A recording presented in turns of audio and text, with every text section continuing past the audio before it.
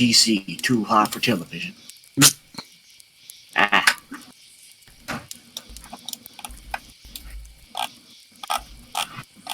There's that burger commercial in front of your stream. Twitch really wants me to eat a burger. That is a cool tattoo. Someone has just got this random picture of a dude who basically had his underneath his neck look like he's in a mech. I say yes, that's a cool tattoo.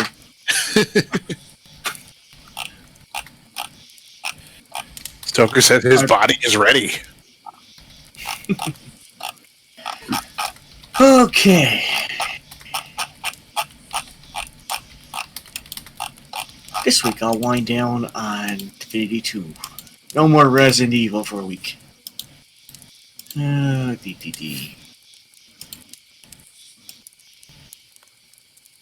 Submitted for the approval of the Midnight Society. Tonight we read Creepypasta with members Cove, Arch, Jonas, and Stoker Bass. Yo. Jeez, I know that's off a show. I'm trying to remember what it's off of. It's Are You Afraid of the Dark? Wow. Oh.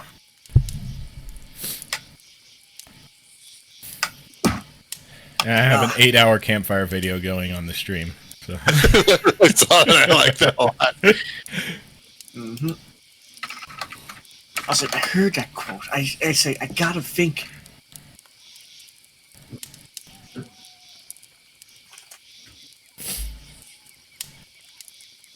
I was ready to say Goosebumps. That's what it was. Mm.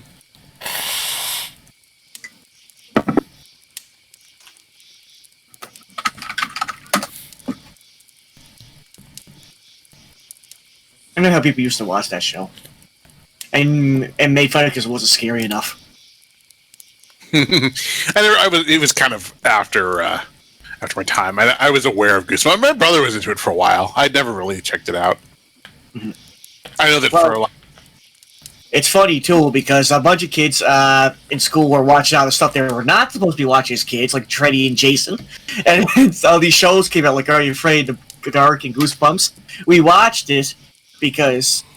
Oh, I heard that go there. Okay, but yeah, like they were watching the show, like Treddy and Jason and all that, but they were watching Goosebumps and Are You Afraid of the Dark. I said, this is cool, but it's not scary, it's just cool. It says, well, I mean, we're mining creepypasta.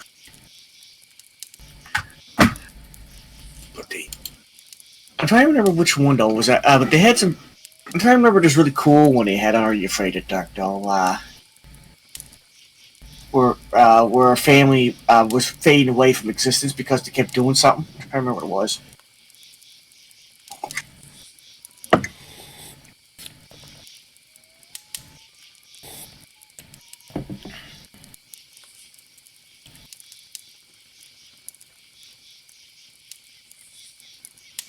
This is right on the forefront retweeting that tweet. I like that.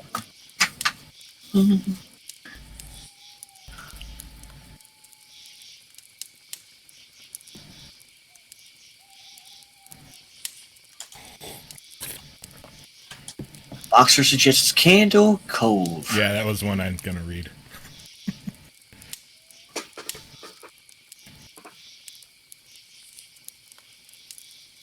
I wonder if it was written house pets creepypasta.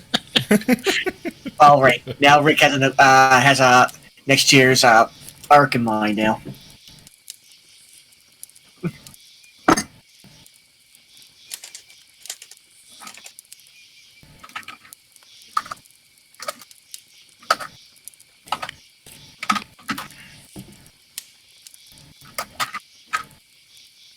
Legotron, we're still waiting for Stoker. He said he was going to be here soon. Yeah, we can't, I mean, can't do it without Stokes. Let me, drop the link. Actually, I think we'll get the audience, yes, to throw me a curveball here. I think it makes it much funner. I got a couple here I like, but yeah, I want to do a curveball tonight. Do it. Okay. Makes it fun.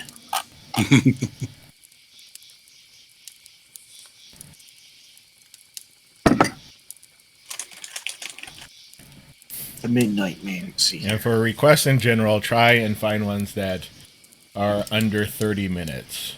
Yeah. Or in my case, 5 to 15 minutes. 30 minutes would be like the outside for me, I think. Jonas If it's doesn't 30 have minutes any long- entertainer secret. Yeah. 30 minutes more, and we're taking your pizza.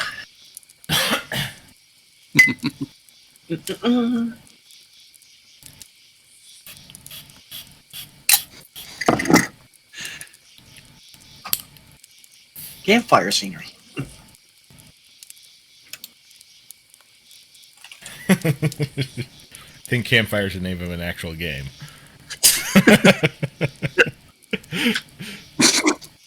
The whole point of the game is just to sit at the campfire until the fire goes out. Bam. Ooh. Neutron wants to know if he can submit a deliberately bad creepypasta. Yes, you can. So We go anywhere between actually good and deliberately bad. It's Unintentionally bad's also okay. Jimmy Neutron last episode. Let me check that real fast. God. Okay. Ooh, It doesn't look too long, but that's probably longer than 10 minutes. So, Rick, after tonight, how long do you think we'll have a creepypasta health pets? Jimmy Neutron last episode will take about 20 minutes to read it, this says.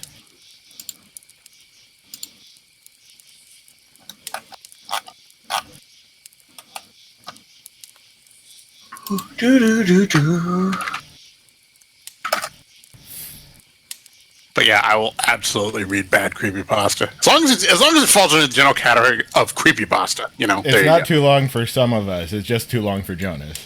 Yes, If I get a chance at another turn, I might read that one. I have a short attention span. As long as I don't fumble my words, I'll be a good storyteller. I just like little short ones. Little short ones are best because, it packs a lot of, there's more of a punch in it.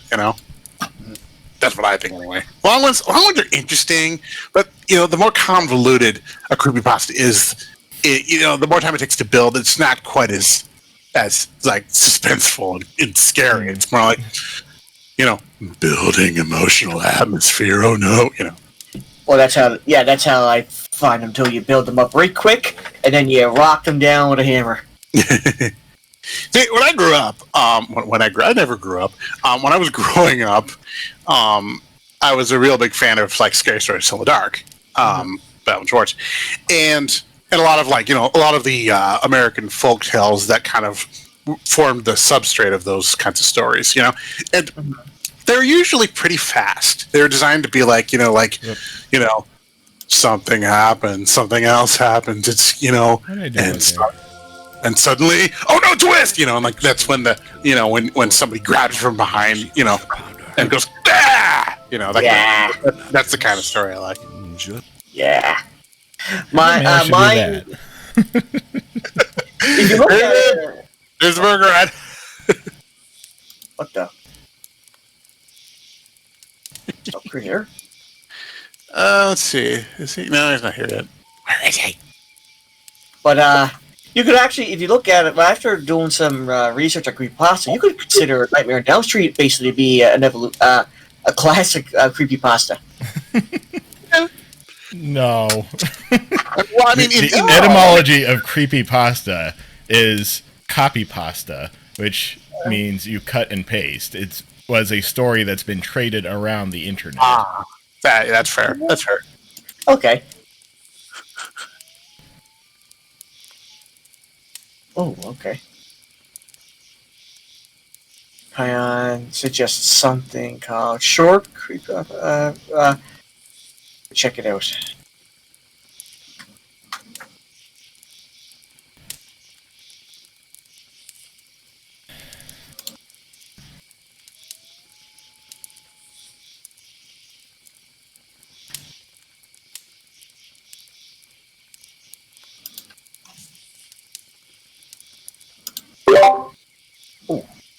What's in here? Pin interest, okay.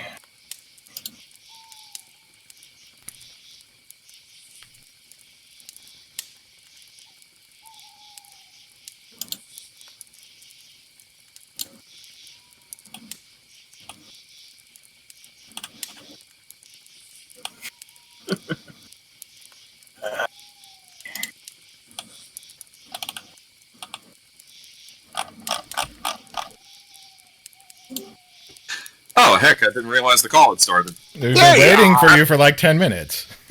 Oh, shit. Well, heck and dang and frickin' frack. Are we live? Yes. Heck. I literally did not know. Here we go. Okay. Well, don't I have egg on my face? Hello, anyone who's in the room who's been waiting for me for like the past 10 minutes. I do apologize. Yeah, you're sort of the linchpin for all of this. I don't know that I'd call myself the linchpin. I mean, maybe the David linchpin, but... All right. How is everyone out there in Streamland? Is everyone ready to get spooked? We shall see. Wait for response. Who wants to go first? I think you should go first, Ricky. I mean, you're sort of the host. Okay. Our ghost host. Host for the ghost who wants to boast most. Why don't we go like, I don't know, what do you guys think, like Rick, Stoker, then GC, then me, or whatever? I don't know. What do you prefer? We'll figure it out. Mine's kind of long, so I may actually go last. We'll see how it all goes. Mine's pretty short, Actually, so it's fine for me to go first. I actually have two possible selections. One of them is a legit creepypasta, and the other is a classic and classically public domain story. Oh, man. Well, does that qualify as creepypasta, Rick? I mean, if it's a short story and it's spooky, that's fine with me. And, again, public domain. Public domain. So we can't be sued. All right. Duly noted. But yes, if Rick is going first, and then I shall mute. Okay. Yeah, I'll mute too. Mm-hmm. I will be listening. Okay, submitted for the approval of the Midnight Society. Are you Candle Cove. All right, I'm going to throw the sand. Boom. There we go. Okay, all right. Hitting now. Okay. Net Nostalgia Forum. Television. Local. Subject. Candle Cove. Local kids show. ? Skyshell 033. Does anyone remember this kids show? It was called Candle Cove, and I must have been 6 or 7. I never found reference to it anywhere, so I think it was on a local station around 1971 or 1972. I lived in Ironton at the time. I don't remember which station, but I do remember it was on at a weird time, like 4 p.m. Mike Painter, 65. It seems real familiar to me. I grew up outside of Ashland and was 9 years old in 72. Candle Cove. Was it about pirates? I remember a pirate marionette at the mouth of the cave talking to a little girl. Skyshell 033. Yes, okay, I'm not crazy. I remember Pirate Percy. I was always kind of scared of him. He looked like he was built from parts of other dolls, real low budget. His head was an old porcelain baby doll. Looked like an antique that didn't belong to the body. I don't remember what station this was. I don't think it was WTSF, though. Jaren, 2005.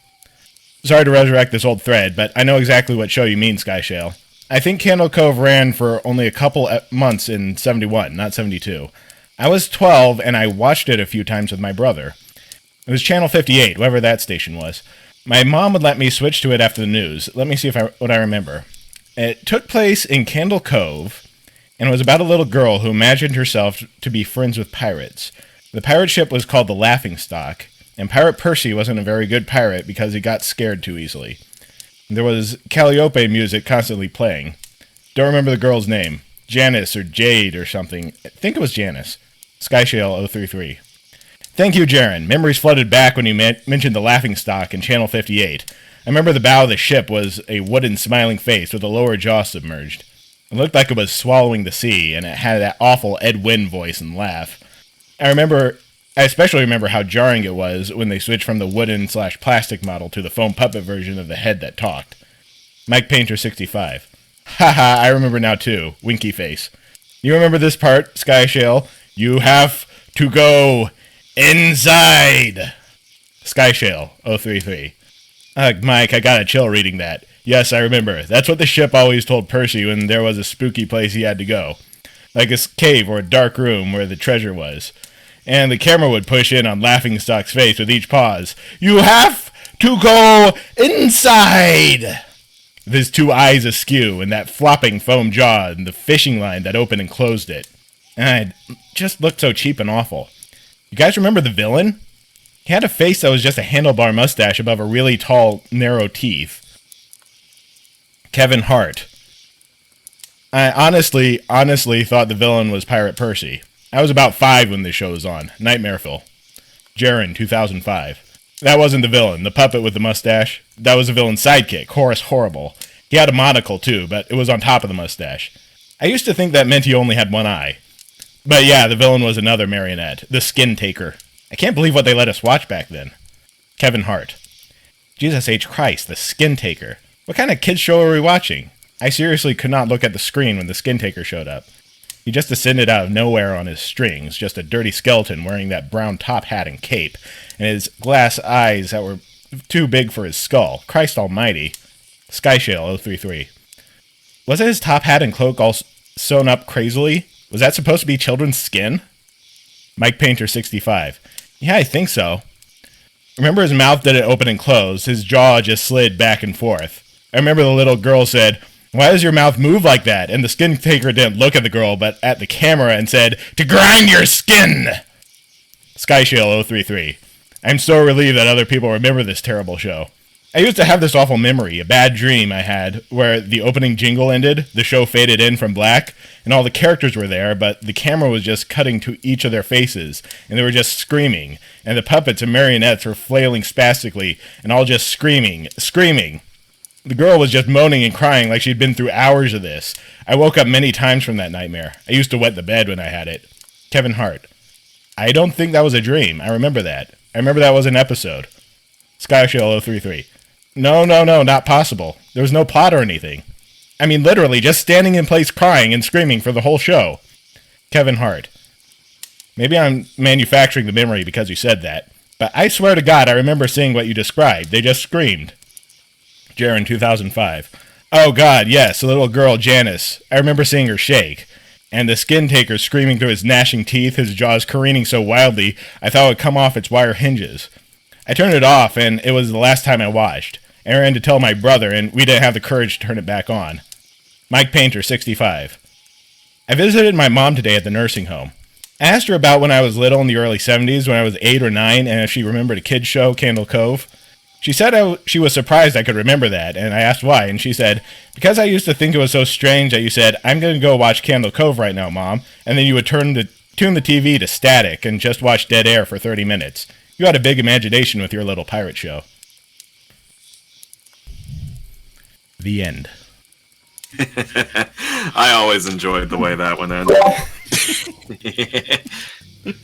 So that reminds me, actually, I want to see if this guy's webcomic is still going, because his name is Kris Straub, is the author of that, and he had this fun webcomic that Brood Hollow, there it is, that's the name of the comic. Is it still ongoing? I think he's been working on it a bit slower, like he's been trying to do a chapter at a time or something. That's fair. That's fair. Brood Hollow. Yeah. I need to catch up on this. It was a fun comic. It's like I always remember the elevator pitch of it because he's it's such a good elevator pitch. He called it Tintin Goes to Innsmouth. And yeah, it's so good. Oh, hi Gavin, eek eek squeak squeak. But yeah, Chainsaw Suit. Yeah, that's his other stuff. He's got really, really good stuff. Do you have a webcomic, Real Road Runt? You should share it with the rest of the chat. Sure. Kris Straub actually sold Candle Cove as a concept, and it was made into at least one TV show. Yeah, there's a show called Channel Zero, and each season, they're like mini seasons. Each one is an adaptation of a creepypasta, an official one where they actually paid for the rights and everything. I have not yet seen any episodes of Channel Zero yet, though I've been meaning to check it out. What they do is I think what they do is the first episode is usually like a straight up adaptation of the creepypasta, and then they do 2 or 3 episodes following that with like an expansion of the story. I think the Candle Cove one has to do with someone's like little sister or something who disappeared when he was a kid, and it's connected with this weird TV show that only he and a handful of others remember. And it's something I want to check out. One of the things I like about Candle Cove is, despite being creepypasta, it's sort of parts of it are sort of endearing. Yeah, like the Skin Taker. I love it. The grinders. I really like that they specifically refer to the ship as having an Ed Wynn voice, because that really firmly sets the time period in like the 70s or 60s, which really gives you a Sid and Marty Krofft vibe for picturing how this stuff is supposed to look. Yep. And yes, Real Road Runt, you can drop the link here in the chat. Just if it's NSFW, warn us. Also, maybe don't, because I'm not sure what Twitch's rules are as far as that's concerned. But if it's SFW, go ahead, drop the link, have a party. Still looking here, 1 second. So, who does want to go next? Because I'm planning on going possibly last. I want to do one next, but I haven't found one yet, so I have to be Jonas, I guess. Okay. Jonas, do you have one? I do not have one. I am currently accepting suggestions in the chat. All right, yes, chat. If you have a favorite brief, or not so brief, well, I mean, it would have to be something that won't take like 3 hours to read or something like that. I was suggesting under 30 minutes, definitely no more than 40 minutes. Yeah. If you have favorite creepypastas to recommend, go ahead and suggest them. Bring it on. I will take a look. If I like it, I'll do it. We can all see who wants to read them. Actually, you know what, GC? I've got one I want you to read. Okay, sure. Let me find it. It's the Color Out of Space, a creepypasta. I don't know. Is it in public domain yet? That one would probably take longer Color than Out 30 of minutes Space, to that's read. an H.P. Lovecraft one. That would be in public domain now. Yeah. Some of his stuff is. Some of his stuff is, and some of it isn't. Well, I feel like you're sort of stretching. That might be stretching the definition a bit. Yeah. Well, I mean, one of the ones I have waiting in the wings is a possible Poe one. Oh, Legotron, where did you... Oh, I see. Jimmy Neutron lost episode. Do you guys want me to do that one? I can do that one if you want. Yeah, that one's about 20 minutes. It's going to take a little bit, but okay. If you want to do that one, then yeah. Okay. Submitted for the approval of the Midnight Society. Jimmy Neutron lost episode from the creepypasta CJ March Wiki. Written by the Doctor. Yeah. I always loved Jimmy Neutron, Boy Genius. It was a show about a kid named Jimmy Neutron, who was a boy genius. The cutting-edge CG of his oversized head and underlying anger issues hid a very sinister secret that I dare not talk about until this day. You see, Jimmy Neutron aired on Nickelodeon, and he was named after the neutron, a negatively charged electron that bonds with a positron to create a positively charged nucleus. I'm not really a fan of science.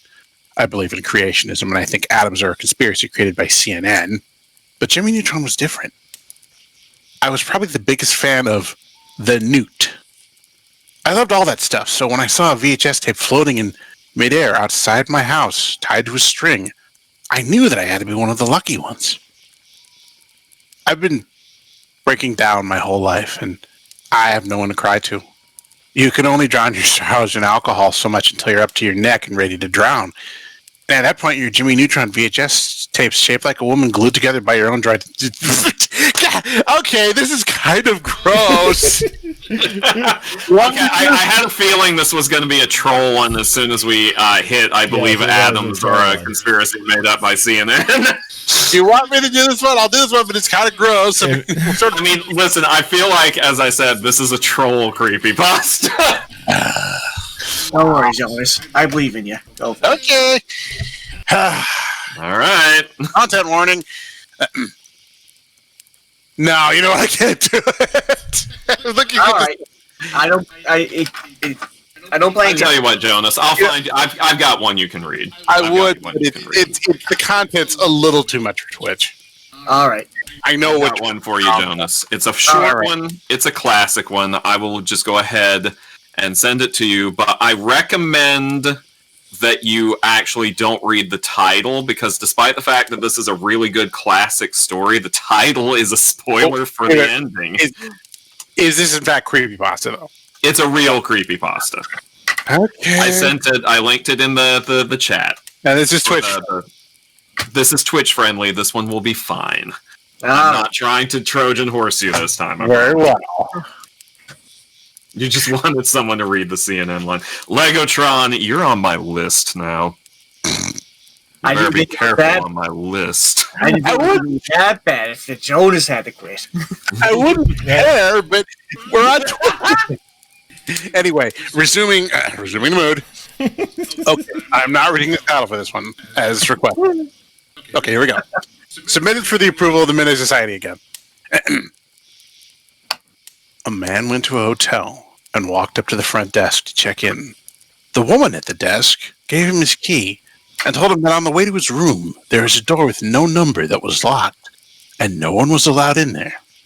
Especially, no one should look inside the room under any circumstances. So he followed the instructions of the woman at the front desk, going straight to his room and going to bed. The next night, his curiosity would not leave him alone about the room with no number on the door. He walked down the hall to the door and tried the handle. Sure enough, it was locked. He bent down and looked through the wide keyhole. Cold air passed through it, chilling his eye. What he saw was a hotel bedroom like his. In the corner was a woman whose skin was completely white. She was leaning her head against the wall, facing away from the door. He stared in confusion for a while. He almost knocked on the door out of curiosity, but decided not to. This disinclination saved his life. He crept away from the door and walked back to his room. The next day he returned to the door and looked through the wide keyhole. This time all he saw was redness. He couldn't make anything out besides distinct red color, unmoving. Perhaps the inhabitants of the room knew he was spying the night before and had blocked the keyhole with something red. At this point, he decided to consult the woman at the front desk for more information. She sighed and said, "Did you look through the keyhole?" The man told her that he had, and she said, "Well, I might as well tell you the story. A long time ago, a man murdered his wife in that room, and her ghost haunts it. These people were not ordinary. They were white all over, except for their eyes, which were red." Dun, dun, dun, dun, dun, dun. Like I said, that one is a classic. It is a very, very old classic, but the title is white with red, and that, as I said, spoils the ending. Well, sort of, but anyway. Well, I mean, there was also a version I saw that was called, back in the day, it was called, like, Eyes All Red or something like that. There are several versions that spoil the ending. Have you come up with one yet, GC? GC, you're muted. GC? He's dead! Sorry, didn't know that. No, still haven't found one yet. Still looking. Could always do man, car, door, hook, hand. Yeah. Just a bunch of 4 spooky horror. Yay. Sandman. There was one that was posted in the Twitch chat that's called Hunger. Hunger, hunger, hunger, hunger, cats. Wait. Let me see. Hunger. Oh, one by Clap. Okay, you know what? If you're still looking, GC, I could do this one too if you want. Do you want me to do this one? Is it called I'm Hungry? No. It's just called Hunger. Okay, go for it then. Okay, this one's a little bit longer. So this will give you a little time to find something. This is Hunger, as posted to Reddit/NoSleep. As a doctor, I'm bound by doctor-patient privilege to not disclose the specifics of what I'm about to tell you. But as a human being, I feel compelled to share.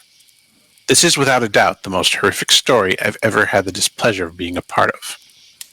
It was 2009, and my schedule that day was light. I was just finishing up my lunch when I got a call from a friend and colleague who had his own practice in the same building as me. Sometimes we would send work each other's way when we knew the other could use it. I was a bit elated at the prospect of him calling me because I had just been going over my books and stressing a bit. "Are you busy right now? I'd like to send someone up to you," he said. "No, my afternoon is barren. What are the details?" "It's a walk-in. From the look of it, an eating disorder. Her mother is concerned." Eating disorder. Those can be unpleasant. I'd actually had a bulimic throw up in my office once when I stepped out momentarily to check my calendar. Still, I needed the work. "All right, send her up." I tried to tidy up my desk to make my office look more presentable and professional while I waited. 10 minutes ticked by and no patient showed up, so I stepped out to go looking for her. When I got to the hall, there was a small contingent of people standing around the elevator. They were talking amongst themselves. "What's going on?" I asked. "The elevator's broke," someone said. "Shit, I bet she's on there," I thought. "What floor is it stuck on?" "The 10th and 11th. "Yeah, that would be about right. My colleague's office was on the 10th, 3 floors down. I knew from experience they could be anywhere up to an hour before they got the elevator working again. I hoped she wasn't claustrophobic. Returning to my office, I called downstairs. "What's up?" my colleague asked after picking up. "She's stuck in the elevator." He laughed. "Really?" "Poor thing." "What's her name?" "Amelia," he paused. "Amelia D. something." "All right, thanks. If you got any impressions on her from your brief visit, maybe you can share them later over drinks." "Sure, don't tell me. I want to form my own opinion first." "Okay." True to form, an hour and 10 minutes later, I heard a loud cheer from the hallway, indicating the elevator had started working again. I should go make sure she's all right, I thought to myself, and went out to join the throng of people standing around in the hallway. There were a lot more people by then, and I couldn't make my way to the elevator doors or even see them from where I was. But I could hear it when the elevator dinged, indicating it was stopping on our floor and the rolling mechanical sound of the doors opening. There was a loud gasp from the crowd of people, followed by a lot of jabbering. "Holy shit!" someone said quite loudly. People started hustling away from the elevator, shoving past me. I struggled against the tide and made my way to where a number of people were standing around, staring into the elevator cab. As I approached, I could smell this stench.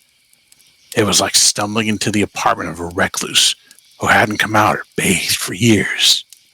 It rolled like a wave out of the elevator and cascaded over everyone in the hallway. A young man in a business suit who looked dressed for an interview was covering his mouth and nose with a handkerchief. I skirted around him to see into the elevator. The woman in the elevator was not at all what I was expecting. Massively obese, she looked like she weighed somewhere around 500 to 600 pounds.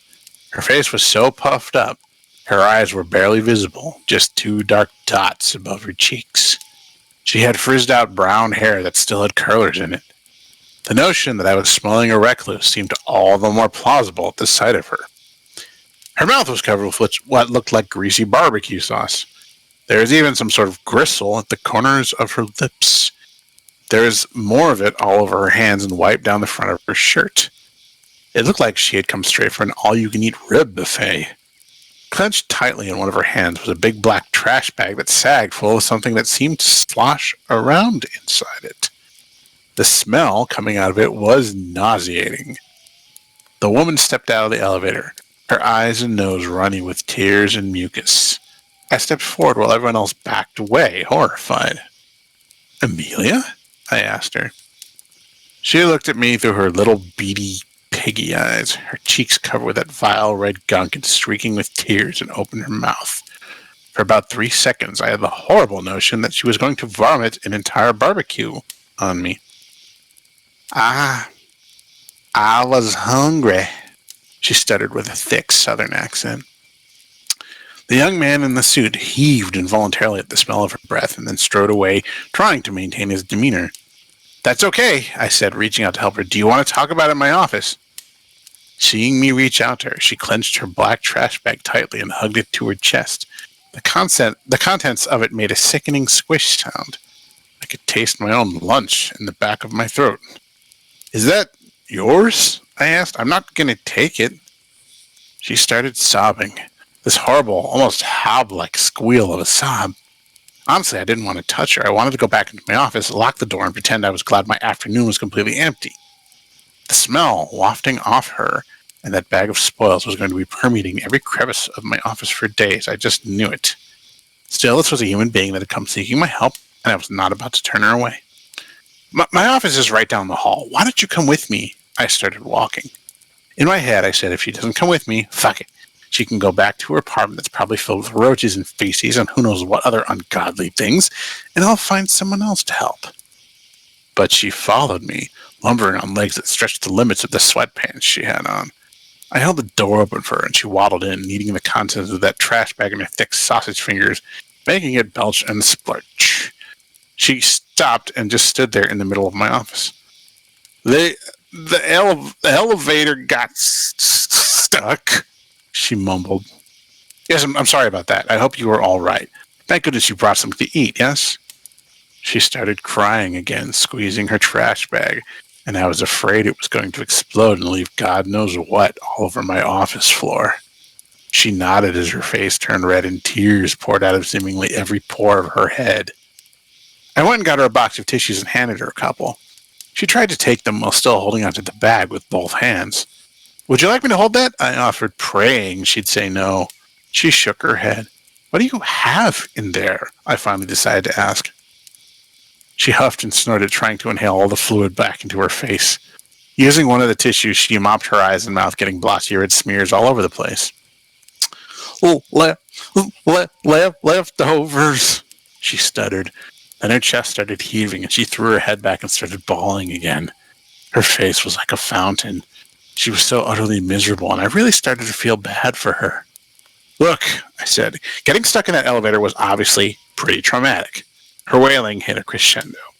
So why don't we postpone things until you've calmed down a bit? She struggled through her sobbing. You want to meet with me? Oh, yes, but not today. Why don't you go home and try to relax? I don't think you're in the right frame of mind right now to talk, but I want to help you. So let's schedule an appointment for later this week. How does that sound? I walked back to my desk and got out one of my cards. Her mouth was quivering, and she looked ready to collapse into a pile of screaming phlegm. But she was calming down a bit, just nodding more than anything, and she took my card with the same sticky fingers, holding several drippy tissues. Thank you, she said quietly. I couldn't read her face at all. Her features were so red and swollen and wet that she seemed almost blank and expressionless. Do you want me to escort you down to the lobby? I asked, in case something happens with the elevator. It should be all right, but I don't want you to be nervous. She shook her head. That doesn't seem like a good idea. Okay. And with that, she turned around and waddled out of my office, slowly, sobbing slightly.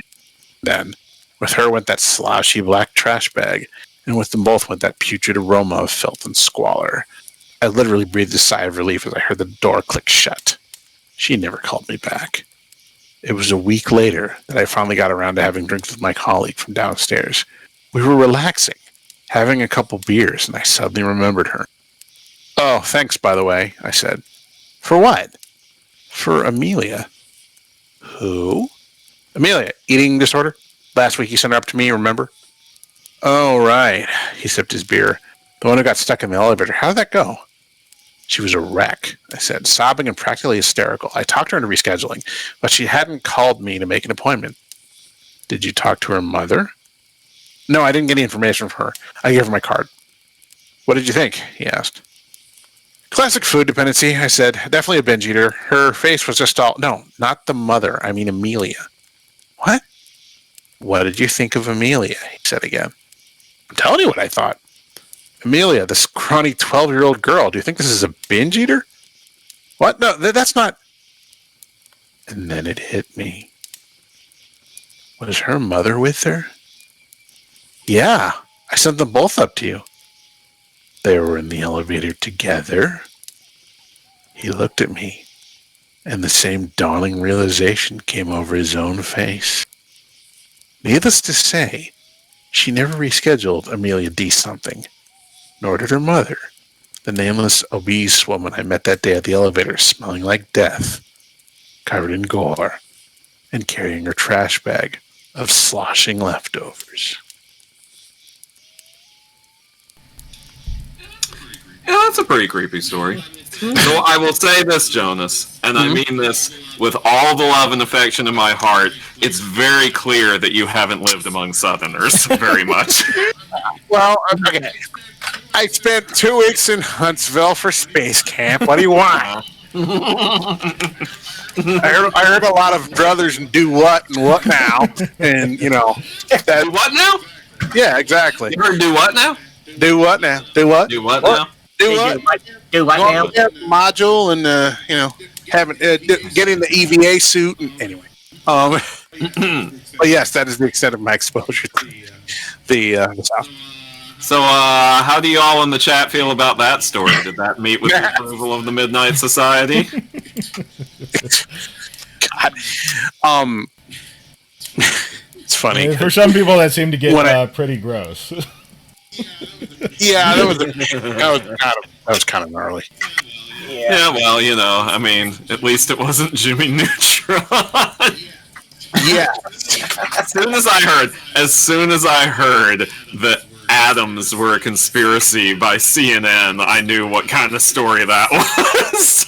I mean, I'll read anything. You know, I'm a foul mouth, but I was thinking, looking at this, I'm thinking, no, I probably don't want this on Twitch. I don't want to get Rick in trouble. Oh, why not? Trouble's so much fun. You swear like a Canadian, Jonas. If they're Come not on. going to ban Like a people Canadian. for certain things that they say anyway, I don't think that they're going to ban for much of anything that we just read. Yeah, you're probably right. Well, It's okay, Jonas. P-chat's marked for mature content anyways, but I don't think you were going to expect anything like nudity or something. But yeah. I kind of knew where this one was going about halfway through. I was like, oh, shit. Yeah, it was, There should be looking good. No. should have a bail button in case something like that happens. It's kind of funny. It's kind of funny that just last night I was watching a movie about cannibalism too. So takes all kinds of critters to make Farmer Vincent fritters. Yeah, it's kind of funny. The voice I was doing for the doctor. A little brief story about that. I worked I worked as an administrative assistant in an actual like doctor's office for about a year, and what always happened is that at the end of every session, I had to talk to the patient about rescheduling and just follow ups and getting labs and stuff like that. And they didn't really listen to me at first. They were kind of ignoring me. So what I did is I listened to the doctors and I developed the doctor voice, the voice that they use, which is the voice of authority. This voice is telling you need to go down and get your labs. You need a CT scan with dye, okay? And it's on floor 6. Remember to fast prior to it's like that made them listen to me to the point that they thought I was a doctor. Jonas, you cracked the code. I did. I know the secret now. And Cracked the Doc Vinci code. Yeah, anyway. So when you hear this voice, I mean business because I'm Dr. Jonas, okay? Take 2. Call me in the morning. Anyway, moving on. Jonas MD, starring Neil Patrick Harris. Yeah. Jonas. Anyway, so you got one, GZ, or? Yeah, I got one out. Okay. Yeah, well, now that the appetizer is out of the way. The the second one I haven't read the whole thing. It looks good, but I'm going to try the one Stoker sent me first. So. Oh, which one did I? Oh, is this the? Okay, Right. well, let's see. Submitted to your approval to the Night Society. White with red by Anonymous. Wait, isn't that the one Jonas read? Just read that one. No, I thought you'd hunger. He did. No. He Before read both that. of them. He read White with Red and then Hunger. Oh wow. Okay. Sorry, GC. Okay, I thought you did hunger. Okay, my bad. Alright. Let me try, I haven't read the whole thing on this one, but I'm going to give this one a shot. It looks good. So, submitted for your approval with the Midnight Society. Your memories don't die with you. That's a promising title. Mm-hmm. It is, doesn't say who. Written by Christopher Maxim. Okay, here we go. Alright. I was in a room. It looked like the ground floor of an office building. There was a desk with a receptionist tapping away at the keyboard and stairs leading up to the next floor. But the design, it was all white. I had to turn away at first, blinded by the brightness. When my eyes adjusted, I turned back. The receptionist took notice. Oh, hello there. Come, please. I won't bite, I promise. I hesitantly stepped over to the front desk. What is this place? I asked. She smiled. This is the hereafter. Hereafter, I asked, baffled. Procedure? Actually, maybe I was stuck. Yes, you had a terrible accident, I'm sorry to say. Took a tumble down the stairs and bumped your head. I tried to remember, but everything was fuzzy. You expected upstairs in room 371. I'll take you there. Before I could object, though, she walked out from behind the desk and grabbed my arm, pulling me up the stairs with a vicious grip, smiling the whole way up. Don't look so troubled, dear. It'll be over before you know it.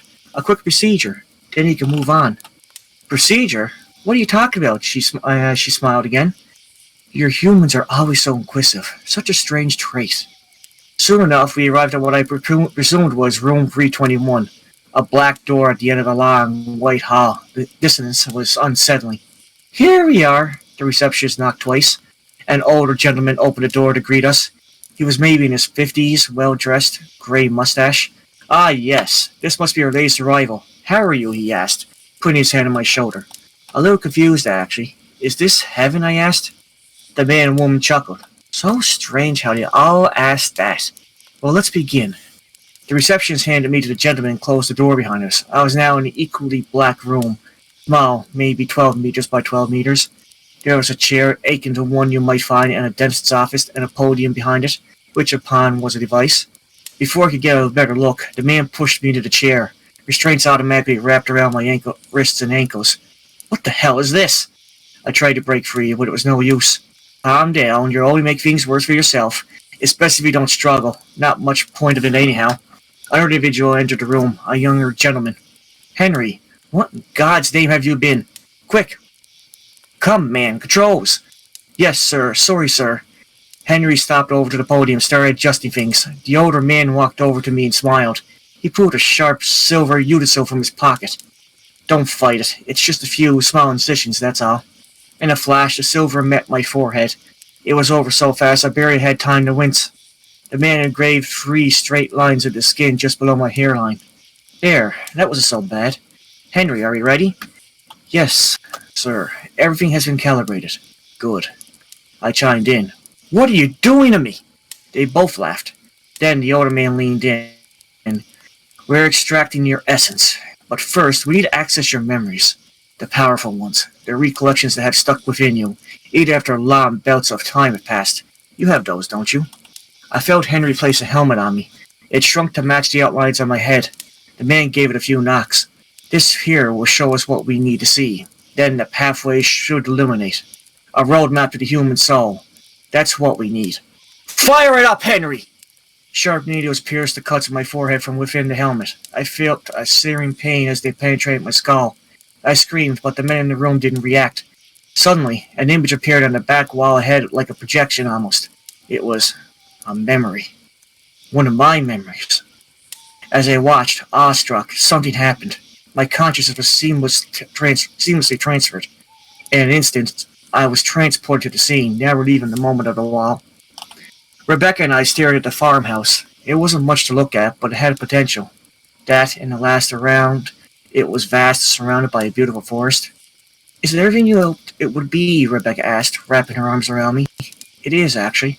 I put my arms around her waist, ensuring to meet her gaze. We had been together only a year, but I knew. Before this point, I truly cared for her. But in this moment, I fell. Now that we were starting our life together, all bets were off. She was the one, and I couldn't have been happier. I awoke in the black room like a diver coming out of the air. My lungs were on fire. Relieving memories was not a painless procedure. No, Henry, what have I told you 1,000 times before? Happy memories won't do. They're not powerful enough. Give me something dreadful, and do it fast before he's a goner. Goner? I asked. The receptionist entered and handed the man a cup, a beverage I could only guess was their equivalent to coffee. Thank you, Mildred. Lord knows I need it. She left. Henry filled around at the helm and charted course for a different moment in my sordid past. In an instant, I was transported there. There was one memory I had tried so desperately to forget. It was dark, right around midnight. I woke up to an empty rest of the bed. I assumed Rebecca had gone to the bathroom. I can't explain it, but as I waited for her to return, something felt wrong. The kind of feeling where you enter a room and a picture frame is slightly askew. You could tell something's amiss, but could never quite put your picture on or finger on what. I lay there for a moment while and the unrest consumed me. It was only then I decided to get out of bed and see if Rebecca was all right. Something drew my attention to the window, a figure in the clearing behind the house. I stepped over to the glass for a better look and saw it. It was Rebecca, falling to the ground. My heart sank. I raced out of the house, screaming her name. When I reached her, I knelt to the ground by her side. She was covered in blood, holding a kitchen knife. She cried and spoke with what little energy she had left. I'm sorry. I'm so sorry. I had to. The voices, they wouldn't stop. I had to make them stop. Her voice trailed off. The life left her eyes. She was gone. Once again, I sprang to life in that godforsaken black room, left to reflect on my past. Rebecca was mentally ill. She was seeing a psychologist, but unbeknownst to me, she'd stopped taking her medicine. I had no idea her condition would get that bad. I had no idea she would even think of taking her own life. And of course, it was all my fault. I should have seen the warning signs. I should have sought better counsel. I should have gotten out of bed sooner. My introspection was interrupted by the older gentleman, though. Henry, that's it! A perfect mirror if he ever has one. Keep going, we need another. Just one more should do it. Look for... Suddenly the sound of liquid meeting something effortful filled my ears. Sparks flew into my peripheral vision. The man had spilled his drink on the controls. Dear God, I heard Henry say. Henry, how could you let this happen? Me? It was there that a new image appeared on the wall, and I was once again transported to another place. This time, I didn't know what to expect. Blood. At least that's what it looked like. An ocean of red, tossing and turning in the field behind my house. At the center of this blood sea, a door, void of any connecting architecture, standing absolutely still on the surface despite the pandemonium unfolding around it. I was adrift in the fierce current, barely able to keep my head above the waves. While I was treading water, I watched as the door opened. My wife Rebecca was within. She spread her arms and the tides followed. The sea parted before me and I landed below, coughing the contents of my lungs out onto the ground. I turned to see her stepping past the threshold of the doorway. She walked out into the field, walls of red water on either side of her. Eventually, she stopped where I was and looked down at me. She was beautiful, just as beautiful as the day we met. Hello, my love. I tried to respond, but there was still water in my throat. I blinked and she was gone. Her voice met with ear from behind. Why didn't you save me? I turned and saw her. Now she was bloodied. It was the same state she was in when I found her in the field. Was I not good enough? Did you want me to die? I finished clearing my passage and stood, tears rolling down my cheek. I'm sorry, Rebecca. I didn't know. She interjected, though. That's not good enough. She vanished again. I turned around. She was there, now clean, holding an infant in her arms. This is Abigail. Isn't she precious? I trembled. We never had a child, Rebecca. You're right, hon. This is the babe I would have birthed had I lived long enough to have her. Don't you remember picking out the names? Jack for a boy after his father, and Abigail for a girl? I remembered. We laid in the field for hours one night, looking up at the full moon and discussing what our life would be together as we headed. At one point, we talked about children. Rebecca wanted 3, but I insisted on no more than 2. 1 boy and 1 girl. Jack and Abigail. We mapped out their childhood and pictured every moment. Parents wouldn't be so easy, but we agreed it and it would all be worth it. I remember Rebecca. She walked over me and handed me the baby. I looked into the eyes. She was perfect. It's hard to say how I knew, but it was her. The same Abigail we pictured years ago. You should have saved me, Jack. Now it'll never exist. A harsh wind came from the forest. I watched in horror as Abigail's form turned to dust and slipped through the grass between my fingers. I had only known her for a moment, but still, I cried. My little girl. Gone. Why are you doing this, I plead. Her face was now tingled with anger. You deserve to feel the same regret. I plunged the blade in my skin, but you could have stopped it. I needed you that night, and you weren't there. With that, the floodgates opened. A dam of tears burst and streamed down my face. So, too, did the blood water around us. It towered overhead for a brief period before crashing into me. Once above the waves, I watched as Rebecca walked across the water into that red door. She looked back and offered me one last sentiment. Goodbye, Jack. The tournament was over, but I'd taken its toll. I left myself sink to the depths of the ocean. It would have been my final resting place. After everything I had been dragged up, I truly want to whimper and die. I waved in and out of consciousness at this point. I could hear Henry and that man arguing. He's not doing so well in there. We may have to cut this one loose. We can't afford the backlash if this gets out. Pull yourself together, Henry. If we can just get one more good one. This was the last thing I heard before passing out. For a time, I drifted through the black void of a dreamless slumber until finally something pulled me out. Rebecca's voice. A thunderous cadence that would have woken even a bear from its hibernation. Wake up, Jack! I woke in a white room, the kind where I recognized. It was a hospital. A nurse was checking my vitals when she looked and noticed. Oh gosh, you're awake. Brilliant. You've been out for quite some time. What happened? I asked her, a groggy slur of speech. You were found inside your home, at the bottom of the stairs. You've been comatose for nearly a week. I tried pulling myself into a sitting position. She pushed my shoulder back down. Please rest. You lost a couple of electrolytes. I'll go get the doctor. She'll help. Sit tight. The nurse left and I gathered some composure. Comatose? Huh? Does the body wonder? Strange nightmare. Pressed memories. The works. I left out a morbid laugh, amazed that my brain could even construct such a dream. Still, my eyes welled up recalling the image of Rebecca and her unborn daughter. After a few moments, the doctor came and greeted me. She explained my battered state and advised me to stay for observing for the next few days. I agreed. She sent over the finer points of my treatment, but then took a detour to discuss something else. There is something troubling that we can't quite explain. Troubling? What is it? I asked. Well, when you came in, you were coughing blood. We didn't find any signs of internal bleeding, so we sent a sample out to be tested. As it turns out, it wasn't yours. We cross-referenced it with the other patients in the database, and there was a hit. A suicide from years ago. Your wife, Rebecca. I gasped. How could this be, unless... There's one more thing I want to ask. What happened to your head? My head? I asked unsure was her. Then I noticed the faint brush against my gap. Here, take a look. She handed out a mirror and carefully removed the bandage. I was mortified by the sight. Above my eyes were three carefully cut straight, itched across my skin.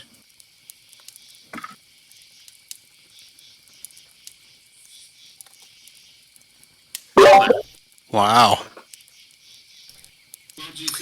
Well, GC, that was spooky. But I liked it. yeah. Oh, GC, you are almost too innocent for this, though.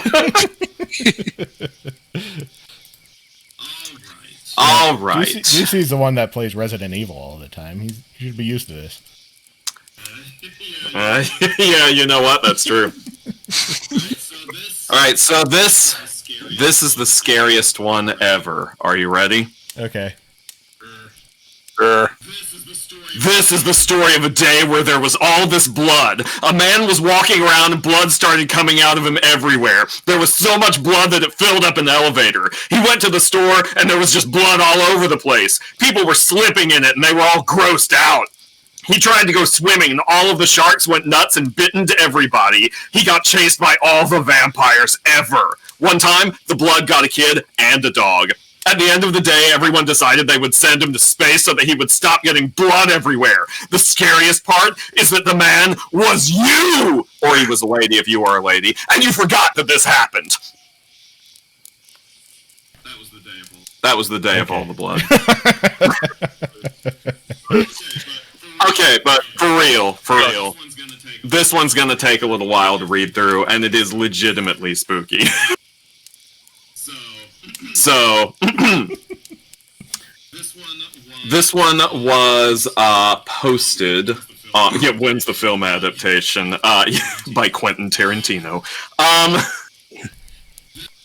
This one was posted on our No Sleep about 8 years ago. It's been a while since I've read it, but I remember it being actually pretty legitimately creepy. So sit right back and enjoy yourselves as I read you a little story called The Basement by, let's see, I believe that is Mordecai X7 is what that username looks like. So, oh yes, and submitted for the approval of the blah blah blah blah blah blah. Since I was little, I've always lived with my grandmother. My mother divorced while I was very little, but remarried shortly after. Due to their financial situation, my grandmother turned her garage into a place for my mom and husband to stay in. I guess, actually, that should be my mom and her husband. My mom and her husband to stay in until they could get on their feet and get a house. There wasn't enough room for me there, so I kept staying at Grandma's house. My mom and stepdad got their finances in order and bought a new house. I was already attached to the neighborhood and had a few friends, so when I was asked whether I wanted to move with them or not, I chose not to and finished the rest of my schooling living at Grandma's house. I moved out for a while with some acquaintances, but that fell through after about a year. I needed to move again and thought this would be the perfect time to finally live with my mom for a little while and get to know both my mom and stepdad better. Back then, I was just dating my wife and planned on getting married as soon as we were able to save up the cash for our wedding, so it wasn't going to be a very long time. We figured it would be quickest if we stayed living with our parents so we could fund the wedding ourselves without incurring any debt in addition to our school loans. My sister had gone away to college, so I was able to crash in her old room in the basement. The basement had a really nice setup. You would walk down the open stairway from upstairs, and to your left was a door that led into the basement. To the right was another door that led to the laundry room with a bathroom, an extra refrigerator, and the door to my room.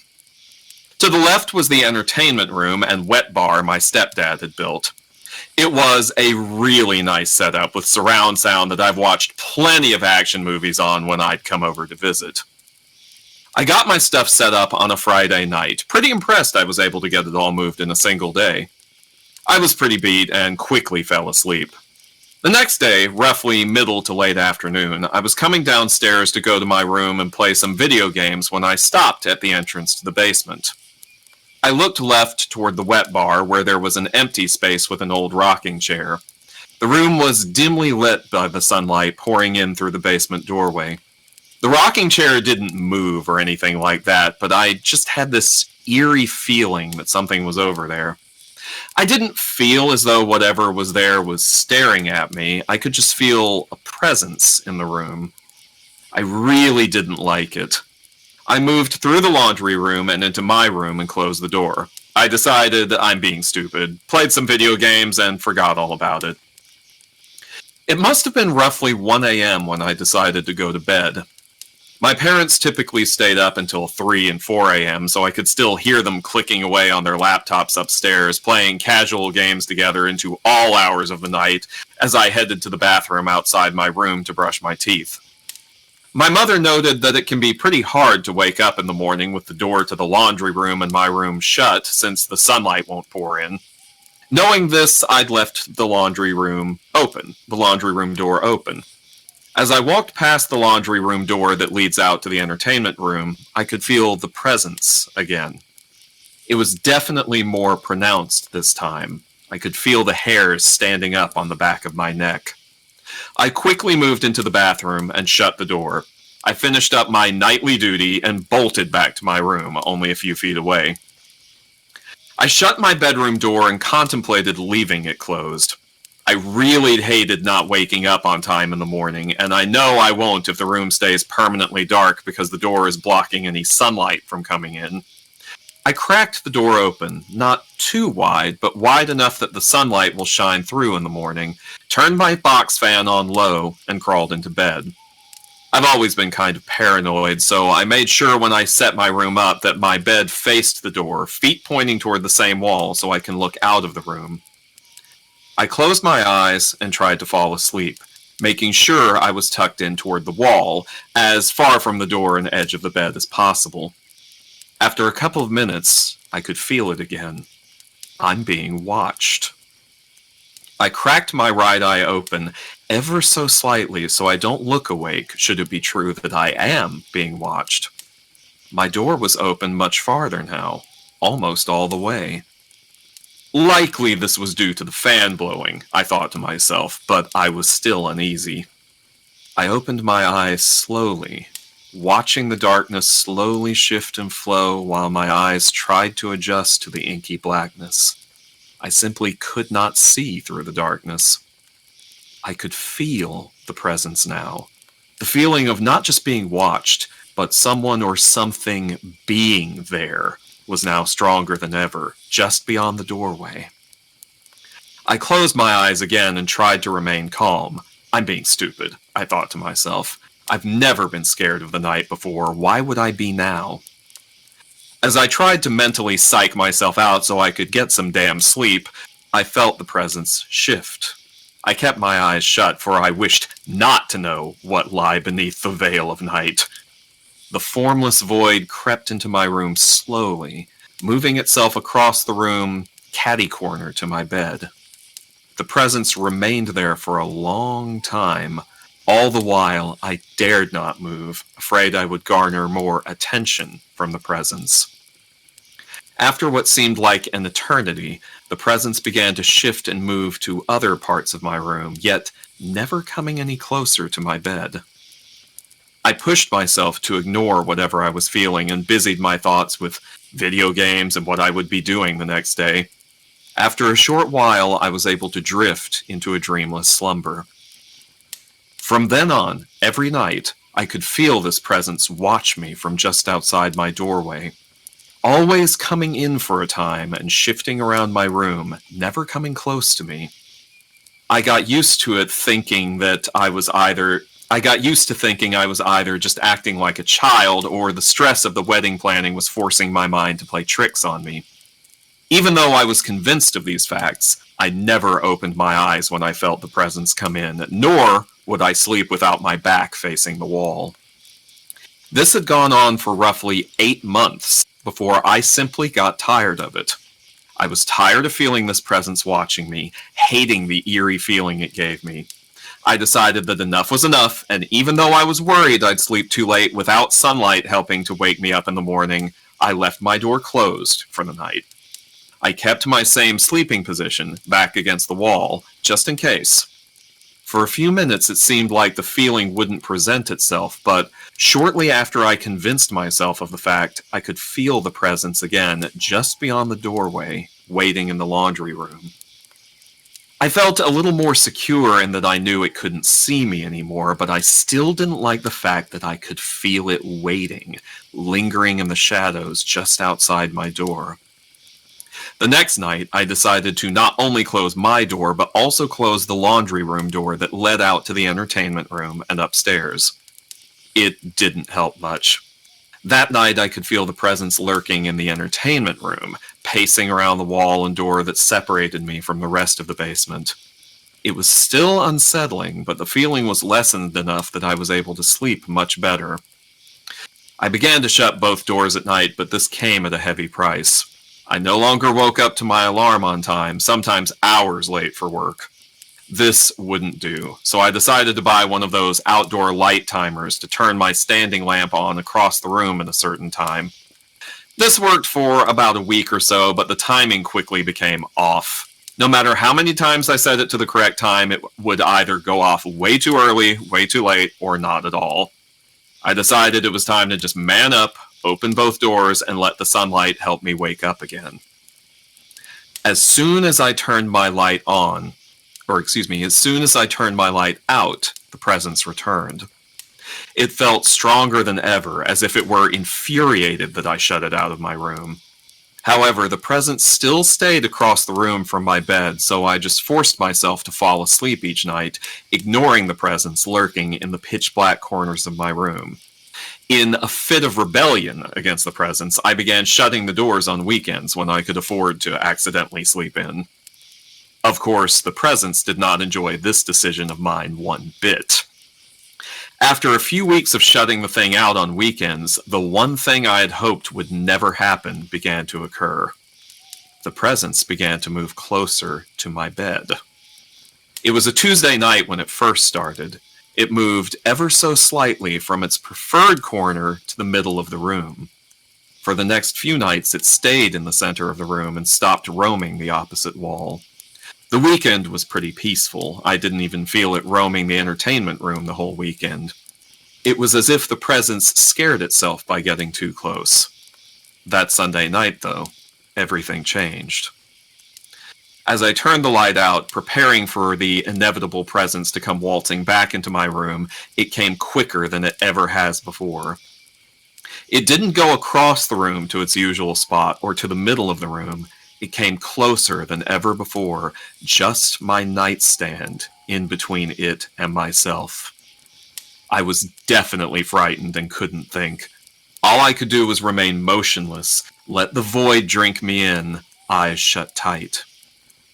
After a few minutes, unsure of the actual span of time, the presence moved to the foot of my bed.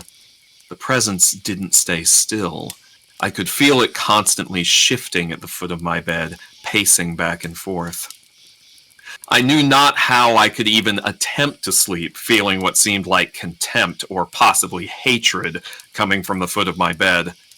Thankfully, the presence calmed itself and moved back to the center of the room for the rest of the night. I only had to put up with this for another few weeks as my wedding date was approaching fast. I was very much ready to be rid of my parents' home. Whatever is in their basement was becoming too much for me to handle. Over the course of the few weeks leading up to my wedding, the presence would always come quickly and hover near my bed and at the foot of my bed. I slept less, ate less, and was generally becoming unpleasant to be around with this presence haunting me, compounding with the stress of the wedding. It was my second to last night being at my mother's house when I decided I wanted to know what was coming into my room. I don't know why it never occurred to me before. I dug through some old stuff of mine from when I was a child my mother had laying around in the closet and grabbed a nightlight. I plugged that bastard in over by the corner the presence used to hang out at. Now I'd be able to see, even if it was only a little bit, what was entering my room. I also wondered if it would even enter due to the fact the light was on, but with this nightmare almost over, I was feeling braver than ever. It was about 2 a.m. when I decided to go to sleep, so I plugged the nightlight in and hesitated at opening my door. There was no going back from this. Once I turn my light out, either that presence will rush in or it won't, choosing to shy away from the nightlight. I breathed deeply, opened both doors, and darted for my bed. I, again, hesitated turning my light out. I still had a chance to back out. I didn't have to work the next morning because it was the day before the wedding. I could still close both doors and sleep soundly. I mulled over this thought for a minute or two and ultimately decided that if I didn't do it now, I'd never know. I turned the light out and, for the first time, kept my eyes open while drawing the covers up around me as close as possible. I couldn't see yet, as my eyes had not adjusted to the dim lighting. I could already feel the presence outside my doorway, waiting in the laundry room. My eyes began to cut through the shadows, and I could see the void had a shape. It was squat, sat low to the ground, but I couldn't see a full outline of the thing. I was terrified, never actually believing something would actually be there. I didn't budge and just stared at the thing, obscured by the darkness of the laundry room. I couldn't help myself and close my eyes tight. I debated whether I'd open them or not for a good long while, but I knew for sure I wasn't going to move a muscle. I decided to peek again, and what I saw still chills me to my core to this day. The squat creature I could now see was actually just crouched down with its hands placed on the floor between its feet, sitting in the middle of my room. I looked directly into its wide, unblinking eyes, completely horrified that my mother was crouched on the floor, staring intently at me, her head cocked to the side with a tiny grin on her face. Her curly, dark blonde hair was disheveled and all over the place. Had this been going on for over a year? My mother staring creepily at me while I slept? Did she do this to my sister? Was she possessed? A million questions raced through my mind in the span of seconds, but as quickly as I discovered it had been my mother watching me the entire time, she began to move out of the room. She slowly shifted her hands and feet, keeping them close to the floor, moving sideways to keep staring at me with her insane glare. She paused again at my doorway for the longest minute in my life, and then vanished into the darkness of the laundry room. I couldn't feel her creepy stare coming from the laundry room. She must have moved on back to the entertainment room or straight back upstairs. I really hoped it was back upstairs, but I wasn't brave enough to find out yet. If my mom was crazy or something, I'd rather not provoke her. Who knows what she would do in that state of mind. I checked the time on my phone, and it had been over an hour since she left my room, and I'd stopped feeling her presence. I clicked my light on and sat up in bed. I thought maybe it'd be best to at least check on her, see if she did make it back to bed. Or not. That's how you die in horror movies, I thought. I could see into the laundry room and knew she wasn't hiding in there, so I thought it best to at least close the doors. She never bothered to open them before. I got up and slowly made my way over to the laundry room door.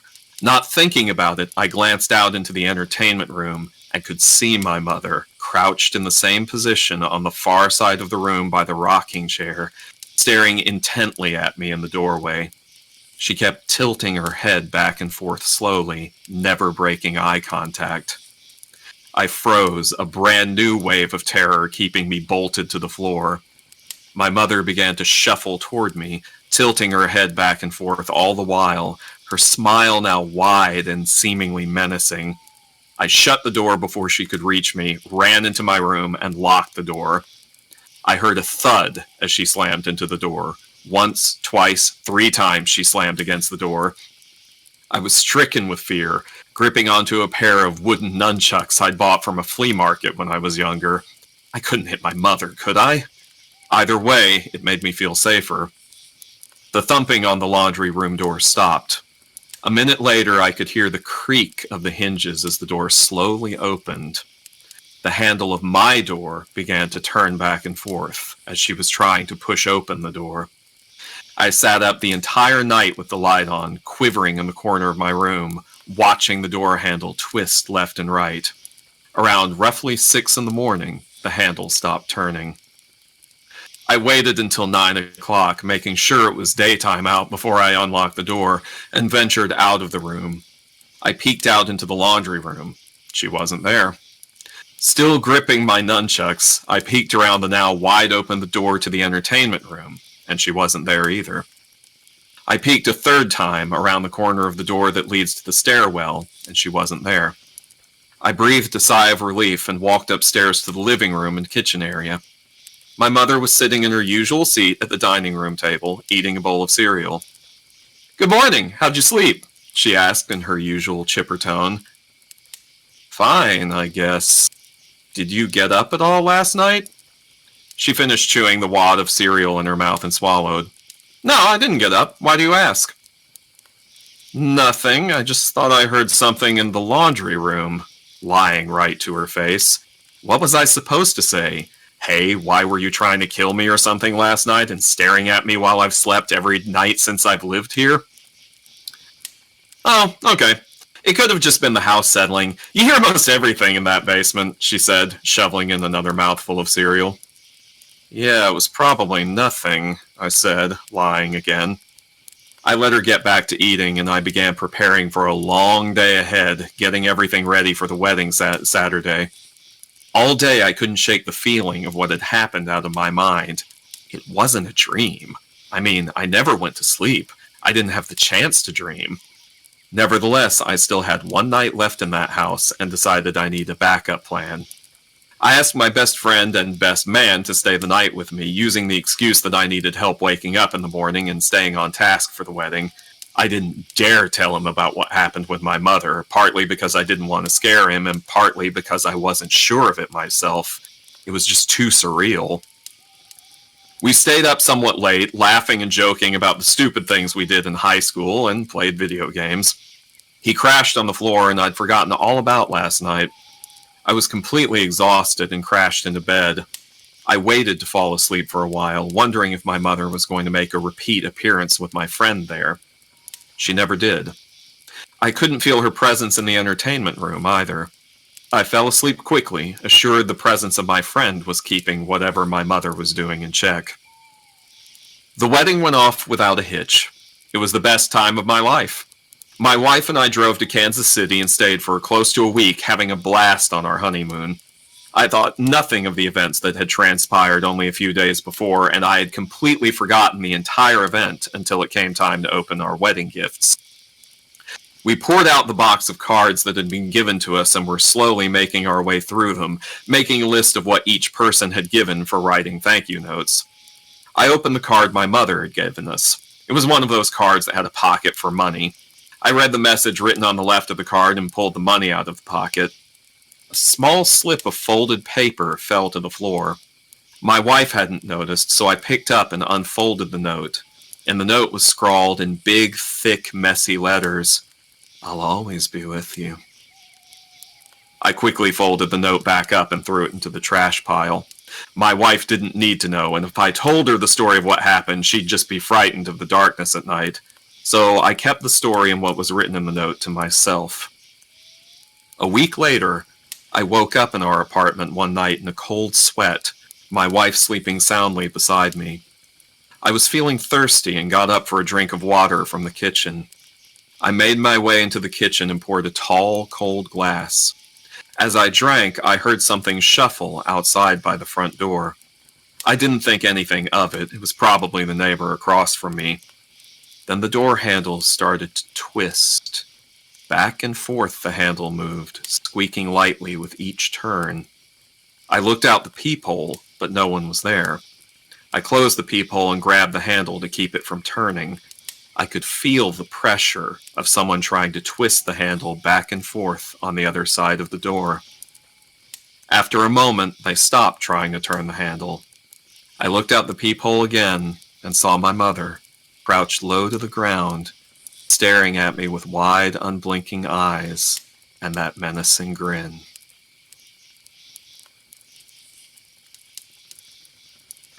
Pretty good. Wow. I hope y'all like that one. That was really good. I like that. It did not end where I thought it was going to end. It kept going. Yeah, my experience the first time I read it too. Oh yeah, there's some good reactions in the chat. I gotta look over the chat reactions. Yeah, the ending was I sort of didn't climb back. I admit, but it was a really good story for up until the end. Yeah, that was. I remember the first time I read it, I had that same moment of like, what the fuck, when it got to the point where it revealed it was his mom, because that was not the direction I expected the story to go in. Much like him, I didn't think he'd actually see anything. I thought it was just going to be a ghost story. Yeah. An extreme case of empty nest syndrome. Yes, just a little bit. She might want to talk to someone about that. Boy, sit down. Wow, we still have like at least an hour left of stream. These are going more quickly than ever. Who's I'm up, Rick? Okay. Both of these I'm looking at are kind of short. But I will read both of them. Okay, cool. Do it. Where's my entertainer secret? Hold on.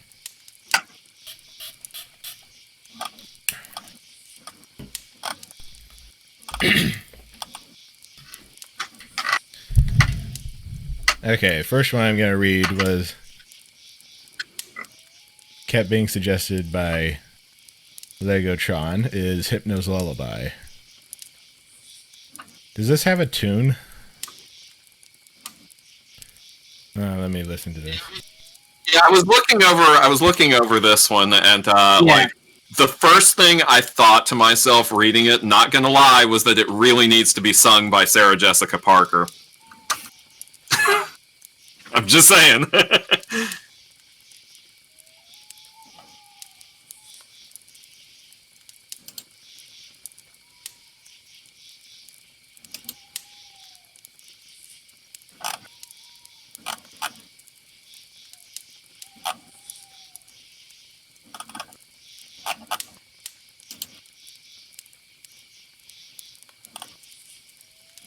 Okay, let me read it. Hypno's Lullaby. Come, little children, come with me. Safe and happy you will be, away from your homes, now let us run. With Hypno you'll have so much fun. Oh, little children, please don't cry. Hypno wouldn't hurt a fly. Be free, be free, be free to play. Come down in my cave with me to stay. Oh, little children, please don't squirm. Those ropes, I know, will hold you firm. Hypno tells you this is true, but sadly, Hypno lied to you.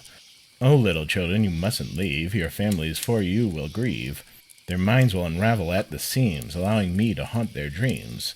But surely all of you must know that it is time for you to go. Oh, little children, you weren't clever. Now you shall stay with me forever.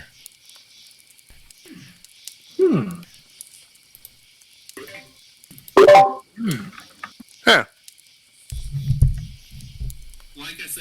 Like I said, this really needs Sarah Jessica Parker singing it.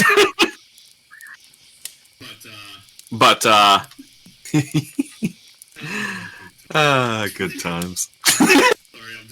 Sorry, I'm just reading over the reactions of Wait, chat. she's from Sex and the City, right?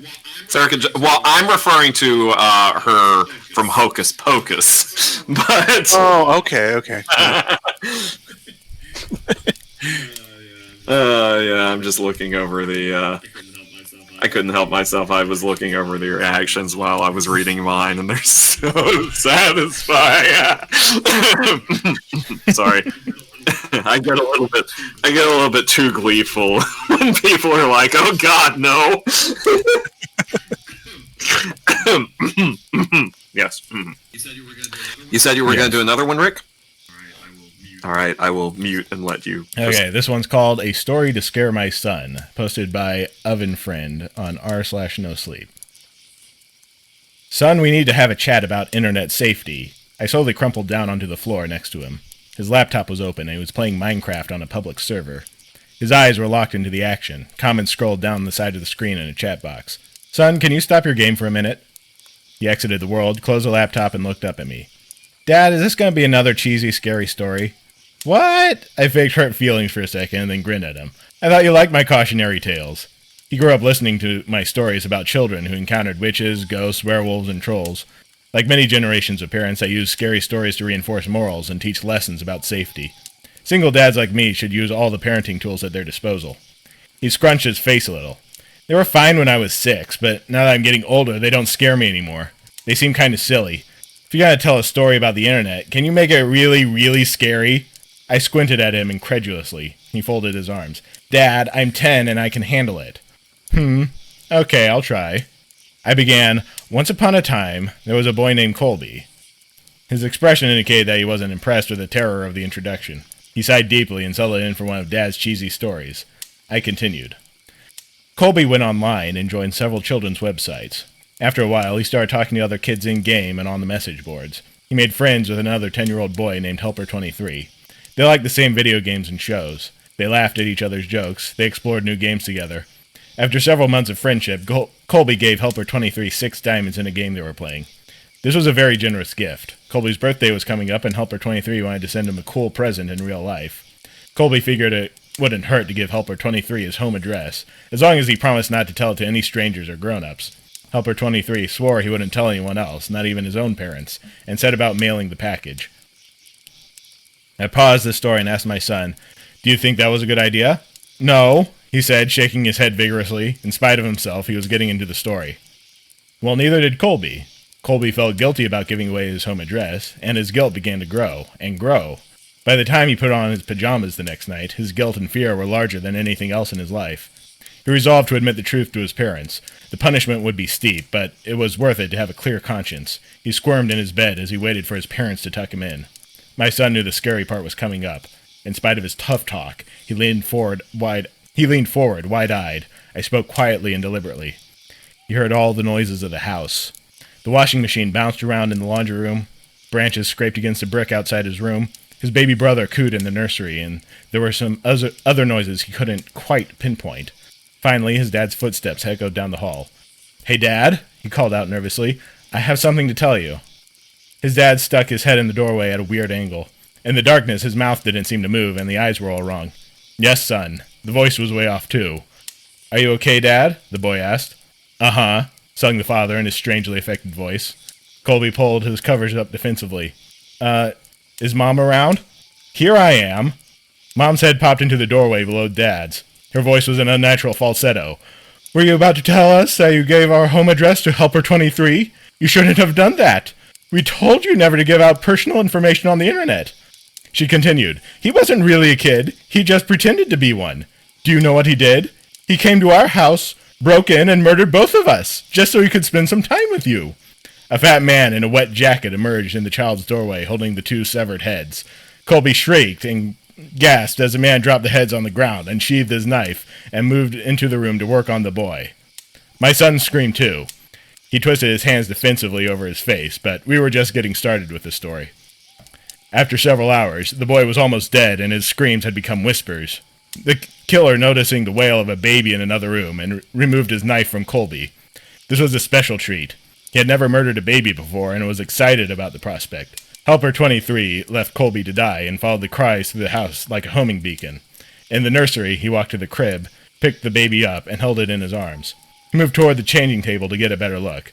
But as he held the baby, the crying died down. The baby looked up and smiled. Helper 23 had never held a baby, but he gently bounced it in his arms like a pro. He wiped his bloody hands on the blanket so he could stroke the baby's cheek. "Hey there, sweet little guy."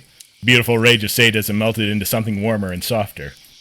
He walked out of the nursery, took the baby home, named him William, and raised him as his very own. After I finished the story, my son was visibly shaken. Between ragged staccato breaths, he stammered, "But Dad, my name's William." I gave him the classic dad wink and tousled his hair. "Of course it is, son." William ran up the stairs to his bedroom in a fury of sobs. But deep down, I think he liked the story. So, the thing about that ending, the thing about that story is you have to ask yourself, which is the more messed up possibility?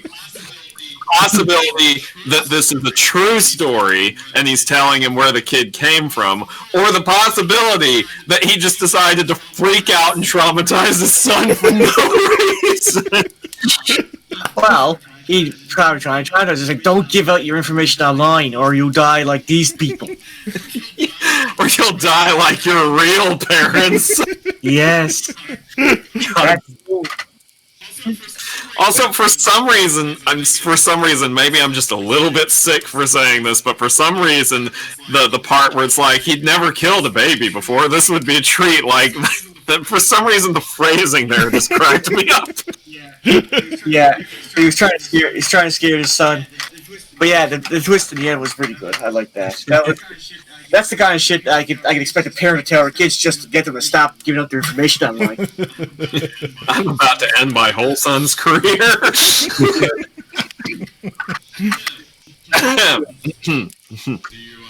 Do you want to try to read another one, Jonas?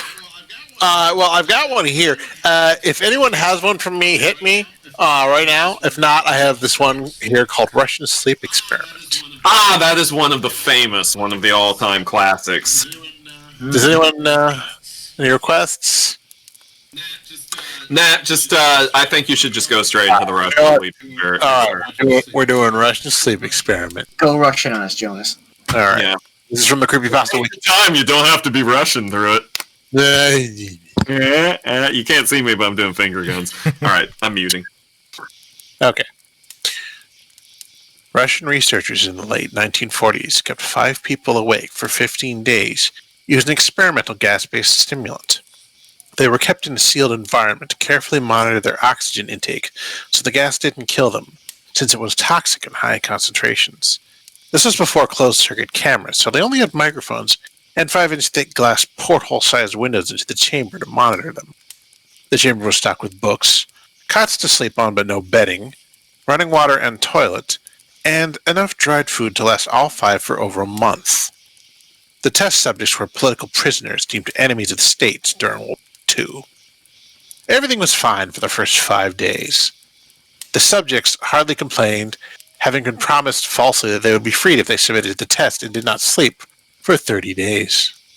Their conversations and activities were monitored, and it was noted that they continued to talk about increasingly traumatic incidents in their past, and the general tone of their conversations took on a darker aspect after the 4-day mark. After 5 days, they started to complain about the circumstances and events that led them to where they were and started to demonstrate severe paranoia. They stopped talking to each other and began alternately whispering to the microphones and one-way mirrored portholes. Oddly, they all seemed to think they could win the trust of the experimenters by turning over their comrades, the other subjects in captivity, with them. At first, the researchers suspected this was an effect of the gas itself. After 9 days, the first of them started screaming. He ran the length of the chamber repeatedly, yelling at the top of his lungs for 3 hours straight. He continued attempting to scream, but was only able to produce occasional squeaks. The researchers postulated that he had physically torn his vocal cords. The most surprising thing about this behavior is how the other captives reacted to it. Or rather, didn't react to it. They continued whispering to the microphones until the second of the captives started to scream. The 2 non-screaming captives took the books apart, smeared page after page with their own feces, and pasted them calmly over the glass portholes. The screaming promptly stopped. So did the whispering to the microphones. After 3 more days passed, the researchers checked the microphones hourly to make sure they were working, since they thought it impossible that no sound could be coming with 5 people inside.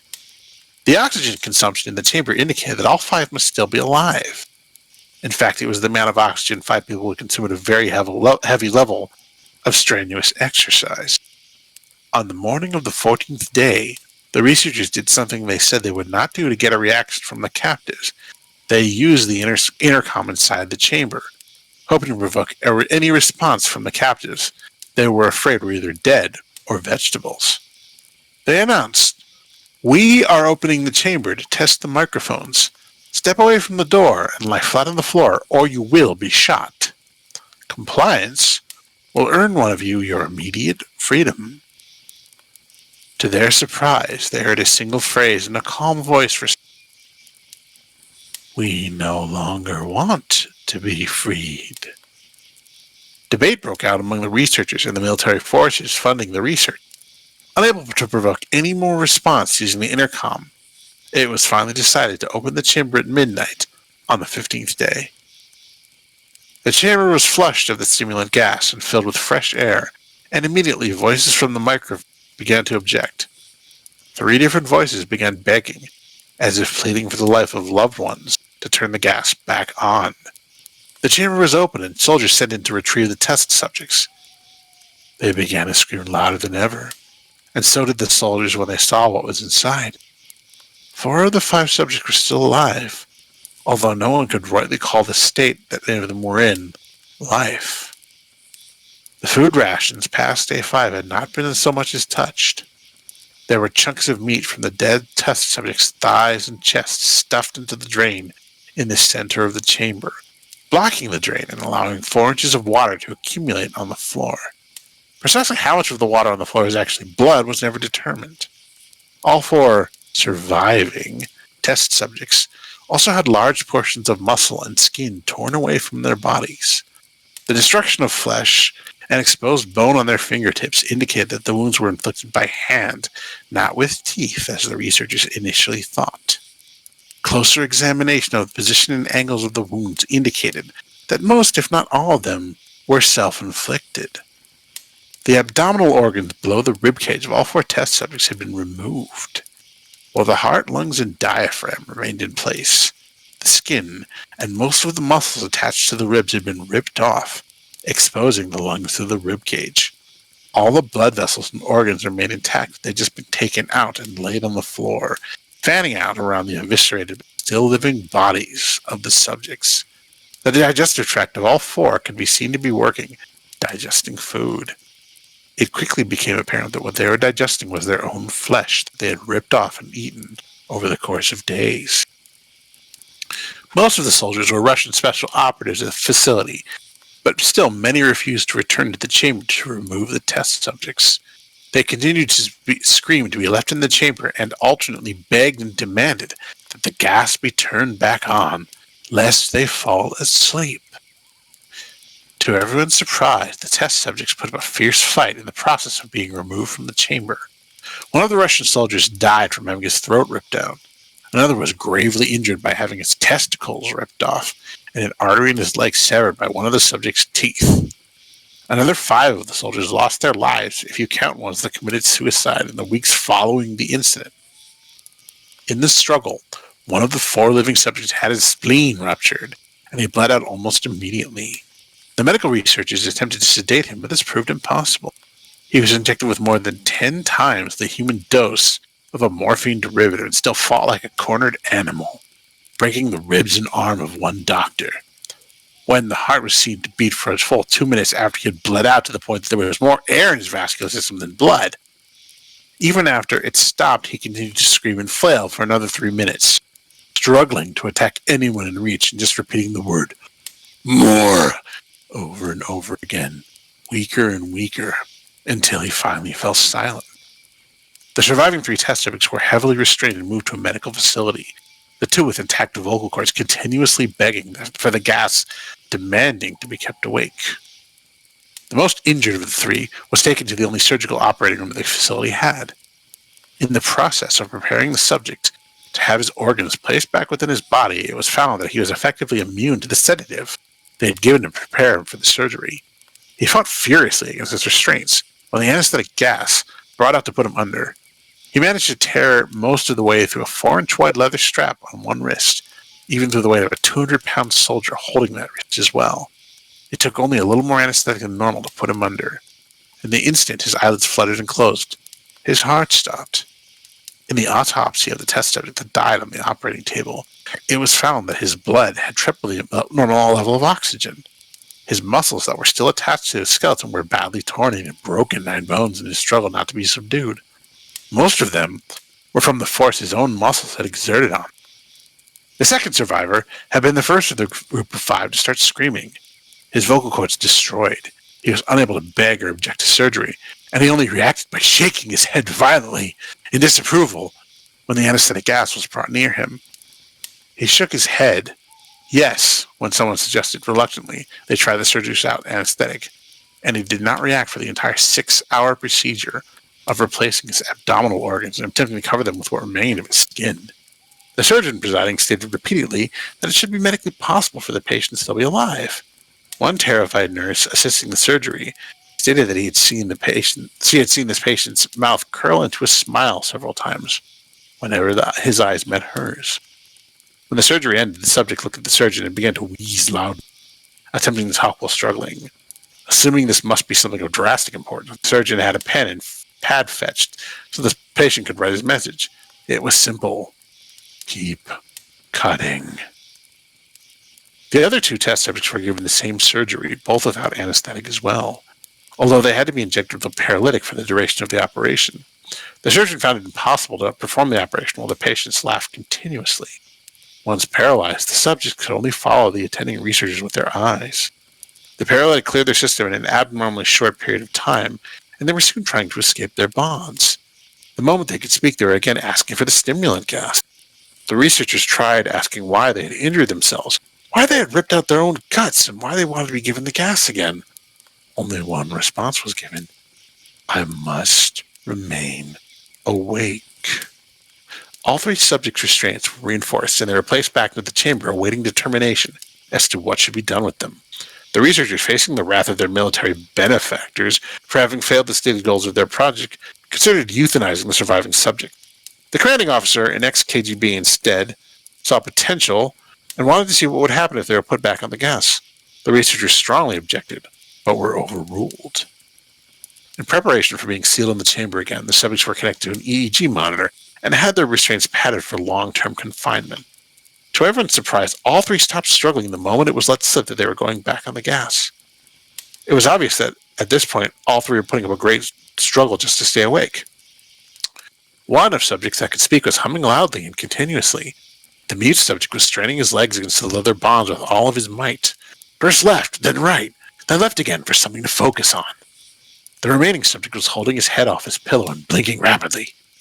Having been the first to be wired for EEG, most of the researchers were monitoring his brainwaves in surprise. They were normal most of the time, but sometimes flatlined inexplicably. It looked as if they were repeatedly suffering brain death before returning to normal. As they focused on papers scrolling out of the brainwave monitor, only one nurse saw his eyes slip shut at the same moment his head hit the pillow. His brainwaves immediately changed to that of deep sleep, then flatlined for the last time as his heart simultaneously stopped. The only remaining subject that could speak started screaming to be sealed in now. His brainwave showed the same flatline as one who had just died from falling asleep. The commander gave the order to seal the chamber with both subjects inside, as well as 3 researchers. One of the named 3 immediately drew his gun and shot the commander point blank between the eyes, then turned the gun on the mute subject and blew his brains out at will. He pointed his gun at the remaining subject, still restrained to a bed, as the remaining members of the medical and research team fled the room. "I won't be locked in here with these things! Not with you!" he screamed at the man strapped to the table. "What are you?" he demanded. "I must know!" The subject smiled. "Have you forgotten so easily?" the subject asked. "We are you. We are the madness that lurks within you all, begging to be free at every moment in your deepest animal mind. We are what you hide from in your beds every night. We are what you sedate into silence and paralysis when you go to the nocturnal haven where we cannot tread." The researcher paused, then aimed at the subject's heart and fired. The EEG flatlined as the subject weakly choked out, "So, nearly free."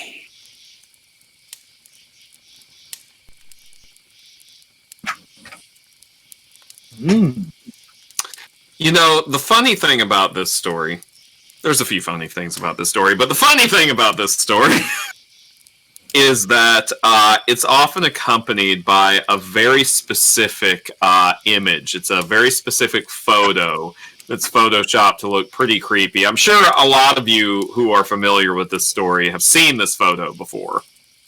And the thing about this photo is that it's a heavily photoshopped, it's a blurry and heavily photoshopped version of a Halloween prop that I have seen before. I've seen it in catalogs and I've seen it in person. I don't think it's still available, though the fact that it's so famous now makes me wish that I had bought it when I first saw it. But I recognized it the first time I saw the photo on this story, because my freaking brain is an encyclopedia of weird creepy shit. Kind of like how there's another creepypasta, I don't know which one, that has a photo of like this skull animal face, and I'm like, I've seen that fursuit at Anthrocon. Like, I think that's one of Clockwork Creations' pieces. So, yeah, do you want to do another one, GC? Yeah. Before I do that, I'm going to try this little short one that Pion sent me. It's called Home Alone. Okay, sorry. Yeah. Yeah. You are home alone and you hear on the news about the profile of a murderer who was on the loose. You look on the sliding glass doors of your backyard and you notice a man standing out in the snow. He fits the profile of the murderer exactly and he's smiling at you. You gulp, picking up the phone to your right and dial 911. You look back out in the glass as you press the phone to your ear and notice he is much closer to you now. You then drop the phone in shock. There are no footprints in the snow. It's just reflection. very short, but I thought it was pretty Sure. Okay, so the big one I got here, I looked up, it's called My Grandfather's Final Invention. Let's see here. By Alice Thompson.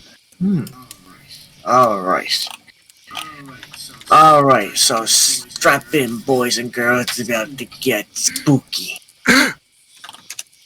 We're up all night to get spoopy. My grandfather was an inventor. All his life he's been tinkering with something, either taking something that existed and changing it, making it into something brand new, or at the very least different, or inventing something entirely from spare parts. And while nothing he invented was ever earth-shaking, it was always one of my greatest delights, ever since I was a little girl, to see what he's made. Childhood visits to the home would always begin or end with me sitting at the couch, a look of absolute fascination on my tiny face as he showed off whatever gadget he's been together in his workshop this time around. It was like having my own personal Santa Claus who worked all year around my 8-year-old mind with wonder and glee. My older sister was likewise excited. No matter how much she tried to hide the excitement, it filled her with probably an effort to appear cooler or more mature than myself. And while because of real life getting in my way, the visits became fewer and fewer the older we got, we would always make them to see him the last few years of we always make them to see him at least a few times a year. And every time he would have something new for us. He really was a genius. I should add that this isn't meant to imply something horrible happened to him. I'm sure some days he wished it had it been him who would have wound up in the hospital instead of my sister, but no. He went into sleep, and I hope that his passing was a peaceful one. Even after all these years, I can't bring myself to be angry about what happened. Can't bring myself to hate him.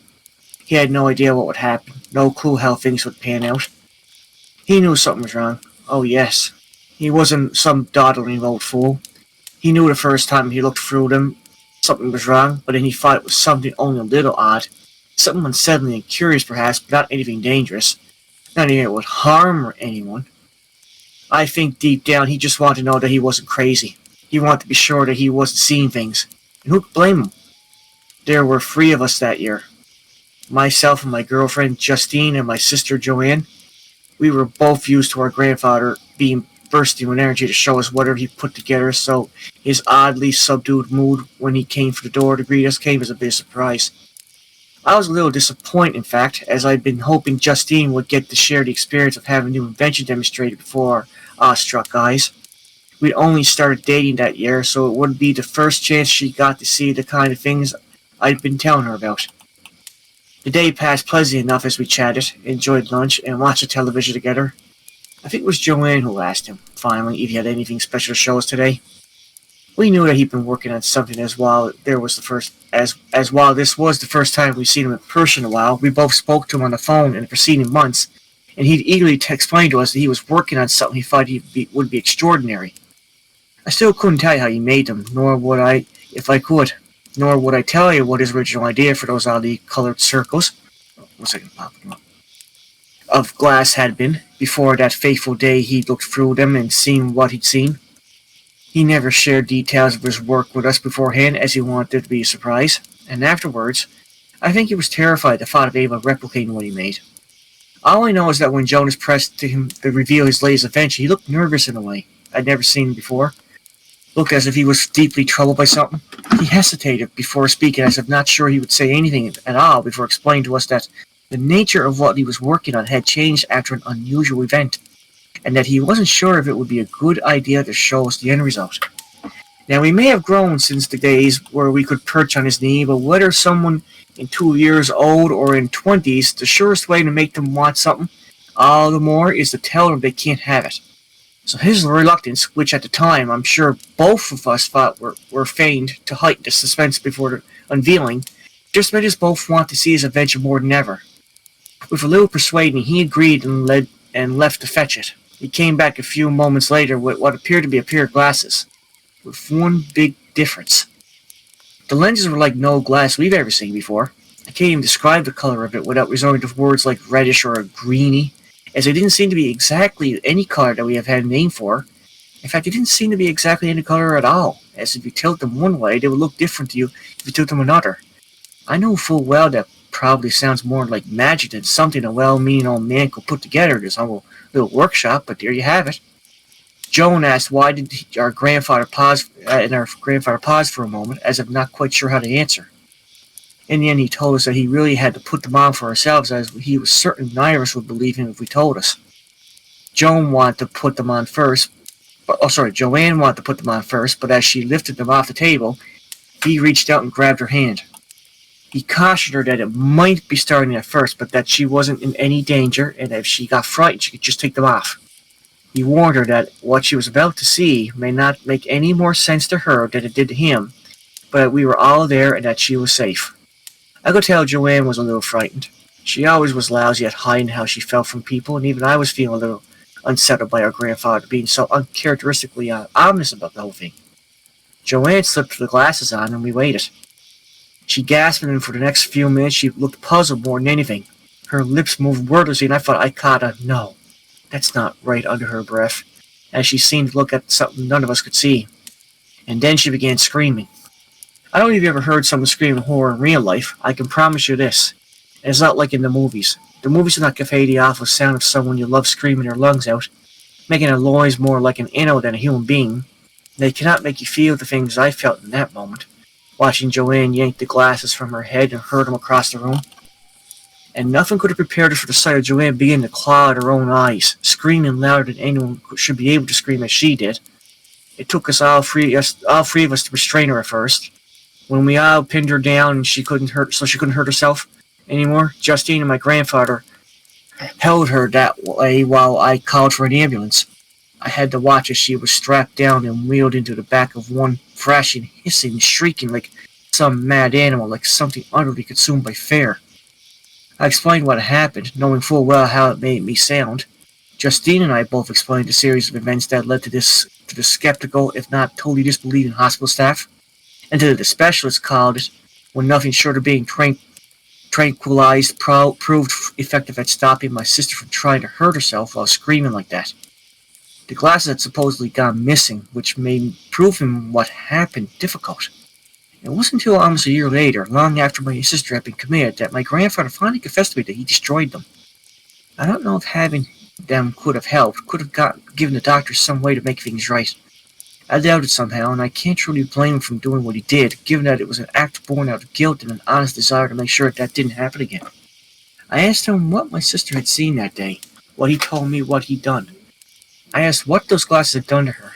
He hadn't wanted to talk about it for the first time in my life, as I raised my voice to him, angrily demanding to know, and after all this time, just what had driven my sister to this state. What had affected her so deeply, so profoundly, that she was now no longer even recognizable as the person I'd grown up with? He took me to his workshop and began digging around through the bits and pieces that littered the place, the half-finished and now long-discarded inventions still awaiting completion. He produced 2 pieces of glass rather like the ones that had been fitted in those glasses. He told me that there wasn't any way to describe it without sounding insane, that if I had known them, then I had to see. But he begged me not to do this, that knowing wouldn't make things any better. He was right. I held the glass up to my eyes, and in an instant everything changed. Instead of just my grandfather stood before me, now there were a dozen more in the room with us. But they weren't people. They were pale and emaciated, hunched over and dressed in dark clothing with black lips and wide, liddless eyes that seemed to almost bulge from their skulls, in a manner both comical and horrifying now at once. Their mouths were full of hundreds of thin teeth like needles. Their fingers were grotesque, long and ended in dark and viciously pointed nails that scrapped around the floor as they walked, and all of them were talking, or rather, their lips were moving soundlessly. Each and every one of them were trying to say something that couldn't be heard, dozens upon dozens of voices trying to convey something. I dropped the glasses to the ground in shock, and my grandfather brought his foot down on them hard, grinding the powder beneath his foot, muttered that he should have done this in the first place. He took an arm on my shoulder and asked if I was all right. I was far from all right, and he had been correct. What I had seen had just made things worse, not better. It took me a while to work it out, of course. Why, this had such a horrifying effect on my sister, and yet I had survived the experience, frightened but not sporting the mental scars it had given her. The glasses only let me see the creatures. I couldn't hear what they were trying to say to me. couldn't understand the message they were trying to impart, but my sister was deaf. She could read her lips. Oh.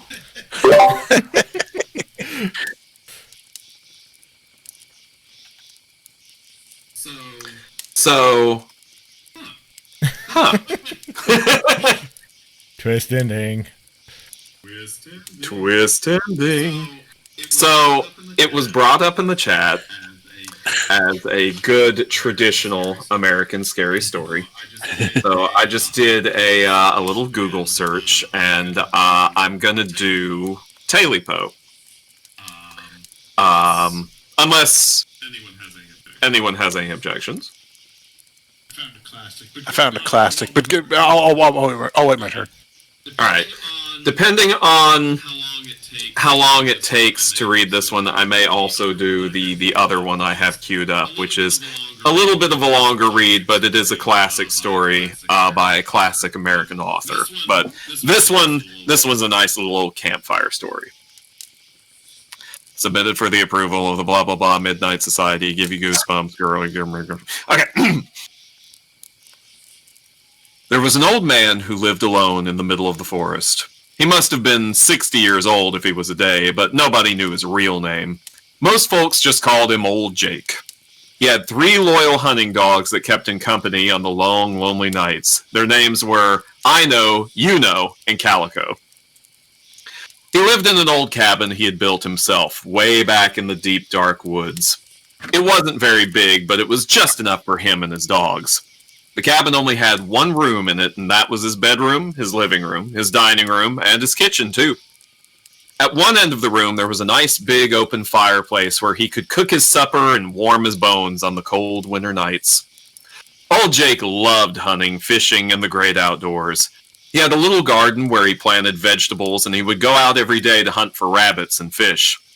During the warm months, there was more than enough food to go around, but in the colder months, it was hard to keep his belly full. One cold winter night, the old man's stomach was grumbling, but there was nothing to eat in the cupboards but a few moldy potatoes. He stoked the fire in the fireplace to keep the cabin warm, and he went to bed. He was just about to fall asleep when he heard something in the room. He opened his eyes just in time to see a shadow creeping across the wall. When he sat up in bed and peered into the darkness, his eyes grew wide in terror. Sitting across the room from him was the weirdest-looking creature he had ever seen. It was short and stubby, with pointed ears and bright yellow eyes that seemed to burn with some strange fire. Its body was covered in black fur, and it had big, sharp claws and a long, thick tail. For a moment, Jake just sat there, frozen in fear. He stared at the hideous creature, and it stared back at him. Then, quick as a flash, he grabbed his hunting knife and lunged at the thing. It sprang up and scurried out the hole it had clawed in the cabin wall. The thing was fast, but so was Jake. A split second before it escaped, he brought his knife down squarely on its big tail and cut it off. The creature let out a horrible screech and disappeared into the night. Old Jake was left standing there with a long, thick tail in one hand and a bloody knife in the other. Jake was about to throw the tail outside when his stomach started rumbling again. He was famished, so he took the tail, cleaned it, cooked it, and ate it for a supper. Tasted a bit strange, but there was a lot of it and it was very chewy. In fact, it kind of tasted like chicken. With his stomach full, Old Jake plugged up the hole in the cabin wall with some old rags and newspapers. Then he got back into bed and drifted off to sleep. He hadn't been asleep for very long before he was awakened by a strange noise. It sounded like something trying to scratch its way into the cabin. The old man thought that if he stayed really quiet, the thing might go away. He could hear it scratch, scratch, scratch. But then a strange voice outside hissed, "Tailypo, Tailypo, I want my Tailypo." He thought he must be imagining things, but then he heard it again. "Tailypo, Tailypo, I want my Tailypo." Old Jake jumped out of bed, ran to the front door, and threw it open. He called out to his dogs. I know, you know, Calico, get over here! The dogs, they came tearing up to the cabin and ran around, barking and sniffing and snarling, couldn't find a thing. Jake shrugged his shoulders and went back to bed again. He was just about to drift off to sleep when he heard the noise again. This time, the scratching sounded like it was at the window. Whatever it was, it really, really wanted to get in. But the scratching seemed to be on 2 walls at one time. Then he heard the strange voice again, and this time it hissed a little louder. Tailypo, Tailypo, where is my Tailypo? Old Jake, who wasn't one to frighten easily, was getting a little shaky. This was getting really weird. So he eased to the window and called, I know, you know, Calico, come on over here and see what the scratching is at my house. The 3 dogs bounded up to the porch and they sniffed around and barked and sniffed, but they never found anything. Jake decided to stay up for the rest of the night to protect himself, his dogs, and his little cabin. So he pulled a chair next to the fireplace, grabbed a blanket from his bed, and settled in for the rest of the wind-chilled, wintry night. Sleep soon overtook him, and once again he dozed off. It was almost dawn when Jake woke with a start. The sound of scratching seemed to reverberate from every area of the cabin.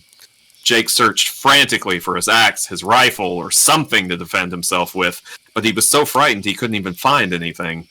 The scratching grew louder and louder and louder. Tailypo, Tailypo, give me back my Tailypo. Jake yelled back, Leave me alone, I ain't got your Tailypo. Then he called his dogs, but this time the dogs didn't come. He waited and waited, but still not one dog came running. Jake had never been so scared in his life. He ran to his bed and jumped in. The scratching and the voice grew louder and louder and louder. Tailypo, Tailypo, give me back my Tailypo. Jake yelled back as loud as he could, I ain't got no Tailypo, so why don't you leave me alone and go on about your business? I ain't never hurt nobody or nothing, just leave me alone. The scratching seemed to be inside the house now, and the voice was so loud it was deafening. Tailypo, Tailypo, you took my Tailypo. Now I'm back to get it. Give it to me now. Jake pulled the cover up over his head and stayed as quiet as he could, but the scratching was now in his room. Tailypo, Tailypo, you better give me back my Tailypo. Jake then felt the thing scratching up the bottom of the bed and onto the cover. Jake eased the cover down to see what was steadily approaching. Then he saw it. A short, stubby creature with pointed ears, fat feet with long claws, and bloodshot red eyes that glowed in the dark. Eyes that seemed to burn straight through Jake. Before he could pull the cover over his head again, the thing pounced on his chest, looked straight down at him, and said, You got my Tailypo, and you better give it back to me now! Jake yelled, I ate it! I ate your Tailypo, it's gone! And that thing started to scratch and claw and tear away at poor old Jake, trying to get that Tailypo back. Jake tried to fight back, but that thing was too strong and those claws were too sharp. Jake's screams echoed through the dark mountains, then stopped, leaving a chilling silence. After a month or two without hearing from old Jake, the townspeople got worried and came looking for him. They hiked up the mountain and through the forest, but when they reached his cabin, they found it had been torn to shreds. There was no sign of Jake or the dogs. They searched the woods and called out to them, Jake! I know! You know! Calico! But there was no answer. Old Jake and his dogs were never seen again. The townspeople say that if you are all alone out there at night and you listen carefully, you can hear a strange voice calling on the wind. Tailypo, Tailypo, now I've got my Tailypo. It's not my favorite version of that story, but it's all right. It's pretty good. I always preferred the version where he sends the dogs out one at a time and they go barking, and each time, or he sends the dogs out, they go barking, and each time one less dog comes back. I always thought that was creepier than all the dogs suddenly disappearing at once. Everybody likes your so, weird, creepy critter voice. Oh, thank you. I am a weird, creepy critter, so I appreciate that. You guys think that's scary? Try rooming with him. Anyway, it's funny because it's a nightmare. Everybody does stuff like that, don't their voice when they get to the creepier. Joe Stoker, you're not related, are you?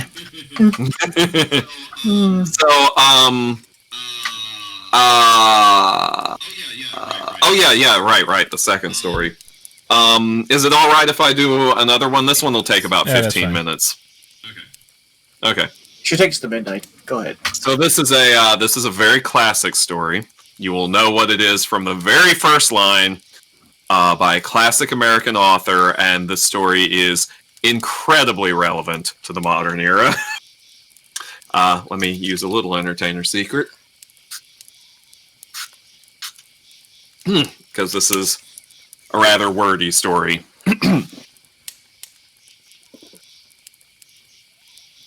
The Red Death had long devastated the country. No pestilence had ever been so fatal or so hideous. Blood was its avatar and its seal, the madness and the horror of blood. There were sharp pains and sudden dizziness, and then profuse bleeding at the pores with dissolution.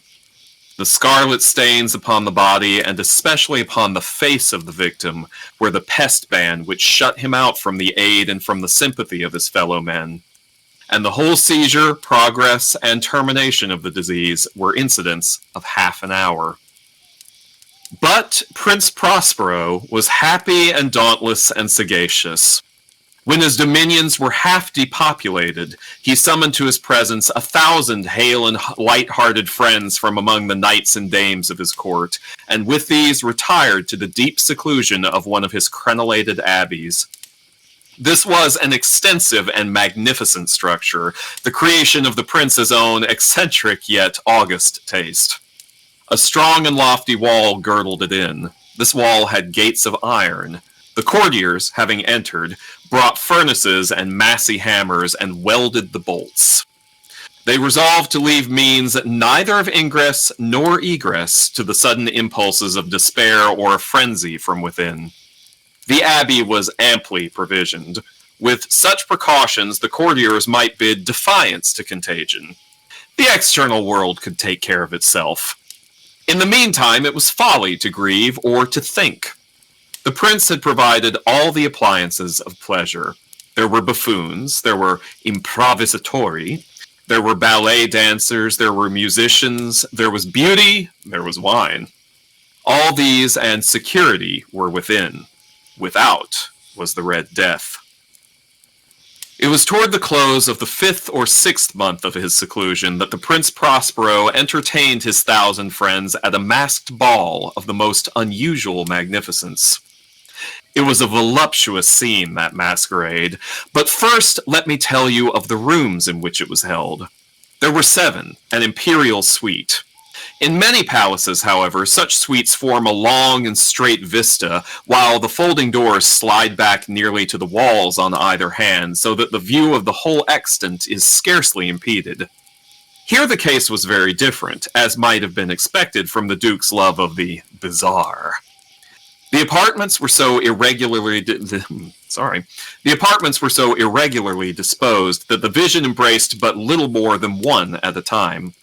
There was a sharp turn at the right and left. In the middle of each wall, a tall and narrow Gothic window looked out upon a closed corridor of which pursued the windings of the suite. These windows were of stained glass, whose color varied in accordance with the prevailing hue of the decorations of the chamber into which it opened. That at the eastern extremity was hung, for example, in blue, and vividly blue were its windows. The second chamber was purple in its ornaments and tapestries, and here the panes were purple. The third was green throughout, and so were the casements. The fourth was furnished and lighted with orange, the fifth with white, the sixth with violet.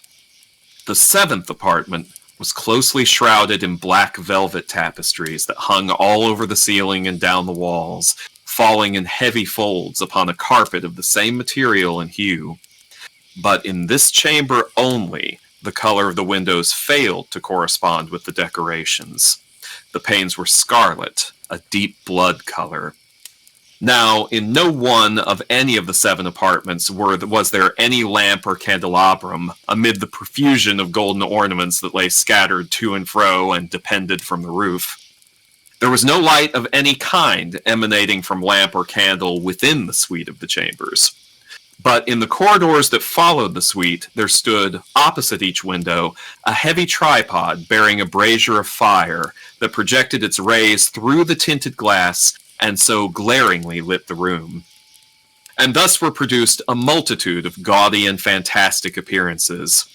But in the western or back chamber, the effect of the firelight that streamed upon the dark hangings through the blood-tinted panes was ghastly in the extreme, and produced so wild a look upon the countenances of those who entered that there were few of the company bold enough to set foot within its precincts at all. It was in this apartment also that there stood against the western wall a gigantic clock of ebony. Its pendulum swung to and fro with a dull, heavy, monotonous clang, and when the minute hand made the circuit of the face, and the hour was to be stricken, there came from the brazen lungs of the clock a sound which was clear and loud and deep and exceedingly musical, but of so peculiar a note and emphasis that, at each lapse of an hour, the musicians of the orchestra were constrained to pause momentarily in their performance to hearken to the sound. And thus the waltzers perforce ceased their evolutions, and there was a brief disconcert of the whole gay company, and while the chimes of the clock yet rang, it was observed that the giddiest grew pale, and the more aged and sedate passed their hands over their brows as if in confused reverie or meditation. But when the echoes had fully ceased, a light laughter at once pervaded the assembly. The musicians looked at each other and smiled as if at their own nervousness and folly, and made whispering vows, each to the other, that the next chiming of the clock should produce in them no similar emotion.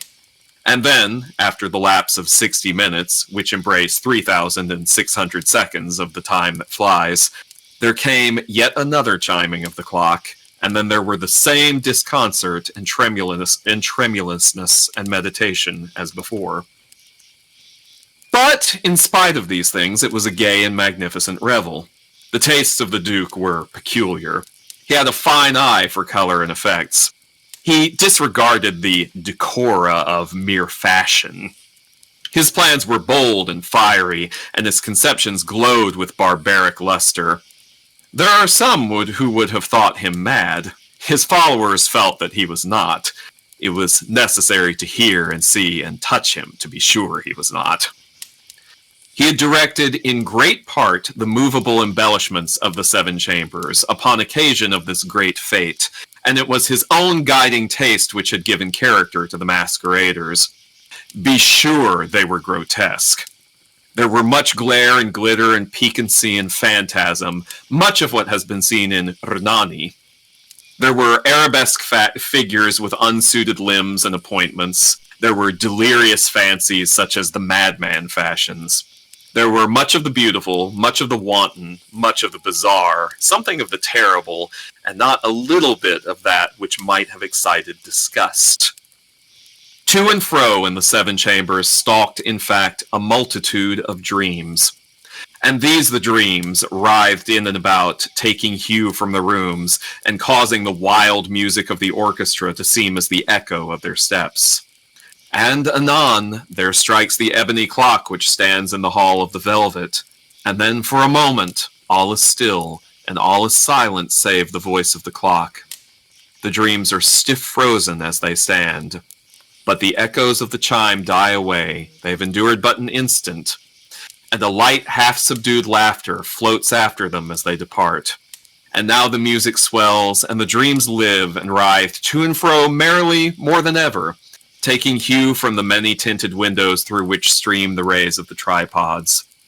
But to the chamber which lies most westwardly of the seven, there are now none of the maskers who venture, for the night is waning away, and there flows a ruddier light through the blood-colored panes, and the blackness of the sable drapery appalls. And to him whose foot falls on the sable carpet, there comes from the near clock of ebony a muffled peal more solemnly emphatic than any which reaches their ears who indulge in the more remote gaieties of the other apartments. But these other apartments were densely crowded, and in them beat feverishly the heart of life. And the revel went whirlingly on until at length there commenced the sounding of midnight upon the clock. And then the music ceased, as I have told, and the evolutions of the waltzers were quieted, and there was an uneasy cessation of all things as before. But now there were 12 strokes to be sounded by the bell of the clock. And thus it happened, perhaps, that more of thought crept, with more of time, into the meditations of the thoughtful among those who revelled. And thus, too, it happened that before the last echoes of the last chime had utterly sunk into silence, there were many individuals in the crowd who had found leisure to become aware of the presence of a masked figure which had arrested the attention of no single individual before. And the rumor of this new presence having spread itself whisperingly around, there arose at length from the whole company a buzz or murmur of horror and of disgust. In an assembly of phantasms such as I have painted, it may well be supposed that no ordinary appearance could have excited such sensation. In truth, the masquerade license of the night was nearly unlimited, but the figure in question had out-Heroded Herod, and gone beyond the bounds of even the prince's indefinite decorum. There are chords in the hearts of the most reckless which cannot be touched without emotion. Even with the utterly lost, to whom life and death are equally jests, there are matters of which no jest can be made. The whole company, indeed, seemed now deeply to feel that in the costume and bearing of the stranger neither wit nor propriety existed. The figure was tall and gaunt, and shrouded from head to foot in the habiliments of the grave. The mask which concealed the visage was made so nearly to resemble the countenance of a stiffened corpse that the closest scrutiny must have difficulty in detecting the cheat. And yet all this might have been endured, if not approved, by the mad revelers around. But the mummer had gone so far as to assume the type of the Red Death. His vesture was dabbled in blood, and his broad brow, with all the features of his face, was besprinkled with the scarlet horror. When the eyes of Prince Prospero fell on the spectral image, which, with a slow and solemn movement, as if more fully to sustain its role, stalked to and fro among the waltzers, he was seen to be convulsed, in the first moment with a strong shudder either of terror or distaste, but in the next his brow reddened with rage. "Who dares?" he demanded hoarsely of the courtiers who stood near him. "Who dares insult us with this blasphemous mockery? Seize him and unmask him, that we may know whom we have to hang at sunrise from the battlements." It was in the eastern or blue chamber in which stood Prince Prospero as he uttered these words. They rang throughout the 7 rooms loudly and clearly, for the prince was a bold and robust man, and the music had become hushed at the waving of his hand. It was in the blue room where stood the prince, with a group of pale courtiers by his side. At first, as he spoke, there was a slight rushing movement of this group in the direction of the intruder, who, at the moment, was also near at hand, and now, with deliberate and stately step, made closer approach to the speaker. But from a certain nameless awe with which the mad assumptions of the mummer had inspired the whole party, there were found none who put forth a hand to seize him, so that, unimpeded, he passed within a yard of the prince's person, and while the vast assembly, as with one impulse, shrank from the centers of the room to the walls, he made his way uninterruptedly, but with the same solemn and measured step which had distinguished him from the first. through the blue chamber to the purple to the green, through the green to the orange, through this again to the white, and even thence to the violet, ere a decided movement had been made to arrest him. It was then, however, that the Prince Prospero, maddened with rage and the shame of his own momentary cowardice, rushed hurriedly through the 6 chambers, while none dared follow him on account of the deadly terror that had seized upon all.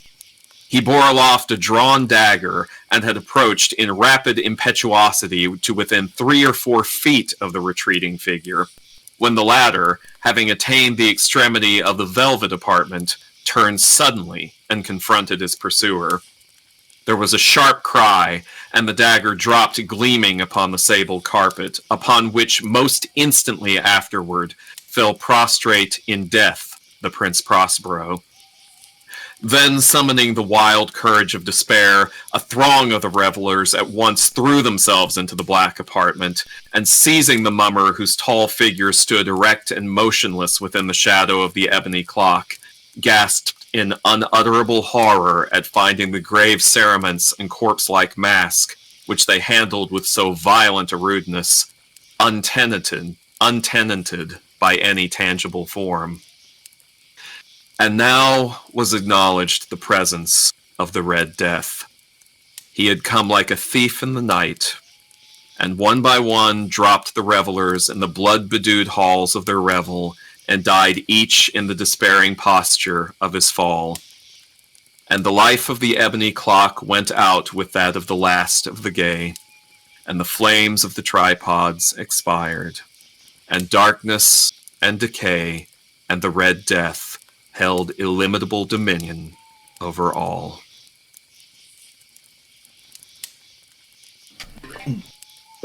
I read that story first in high school, and I think that was like one of the first times I was like, wait a second, all this classic literature can be fun. I read that story for the first time when I was probably like 7 or 8.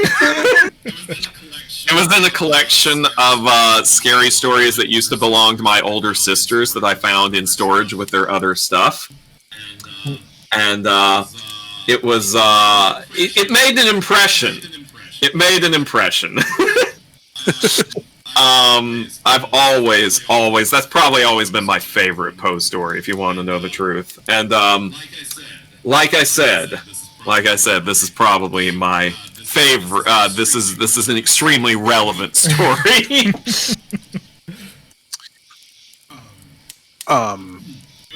Do we have time for another one? I think we have time for another 2 or 3, or we have time for some more. I should put it that way. Does anyone mind if I? Go for it, Jonas. I don't know. Does anyone else have any plans? I do see there's an SCP. I'll take a look at that one. I kind of want to read this one though, because it's by all means, Jonas. By all means, Jonas. You might have heard this one before. It's called Little Black Dog. It's from the Ozarks. I'm not sure if I do know this one. Little Black Dog. I don't think I heard that one either. No? Oh, okay. I read this one when I was a kid. There was an old man named Billy who claimed that he was being followed around by a little black dog. He said it followed him around wherever he went alone. Billy could often be seen hollering and cursing, throwing rocks, trying to drive the dog away. All the people in town thought he was crazy because there was no dog there. Whenever someone tried to tell Billy there wasn't any dog to see, he'd reply, "Maybe you don't see it, but I do, and I'm not any crazier than you are." As the story goes, the first time Billy saw the little black dog was on the day he killed Silas Burton. Back in those days, the town was full of robbers and bandits. Everyone carried a gun, and people were always going around fighting each other or killing each other. Billy was a young man back then, and he hated Silas Burton. They had been feuding for years. One day, Billy saw Silas come riding toward him. As soon as their eyes met, both men went for their guns. Billy managed to get to his first and fired off the first shot. He hit Silas Burton square in the shoulder, knocking him off his horse. The horse got a fright and ran off, leaving Silas Burton lying in there in the dirt with a bloody arm and a broken back.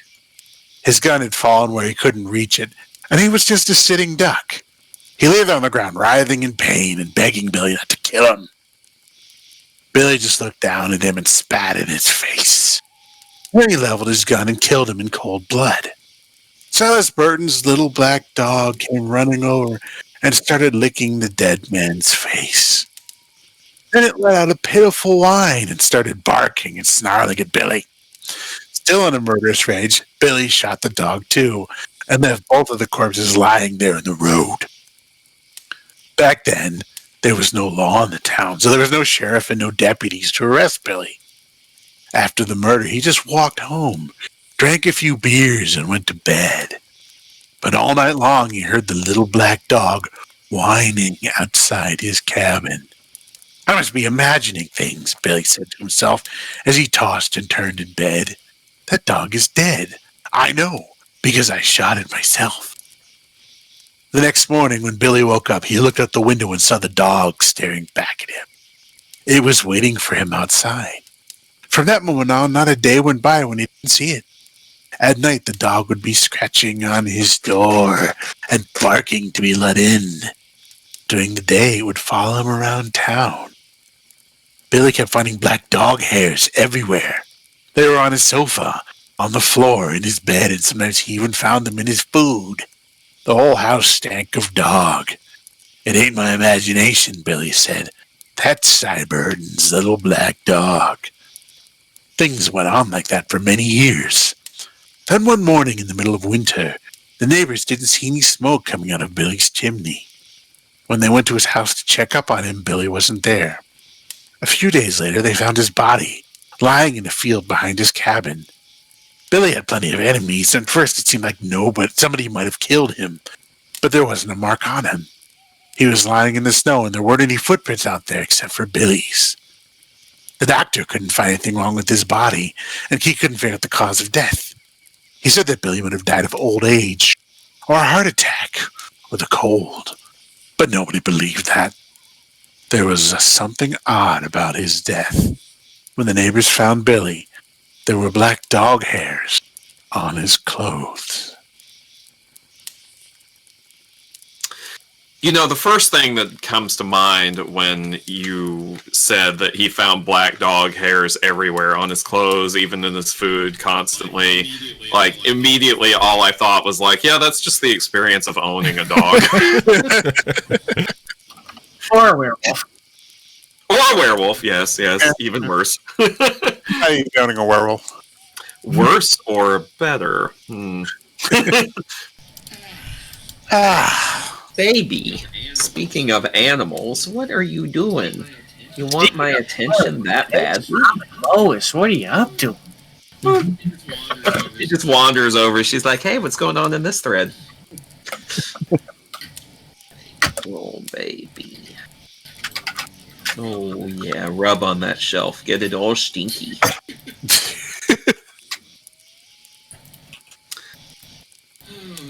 Oh, you know what? I am curious. Come on, Rick.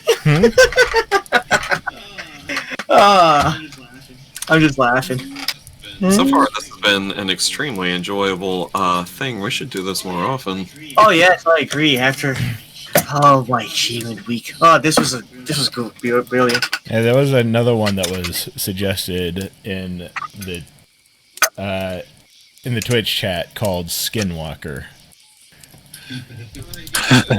Yeah, I saw that mentioned a couple of times. I think some people also mentioned Smile Dog at one point, which is a classic, of course.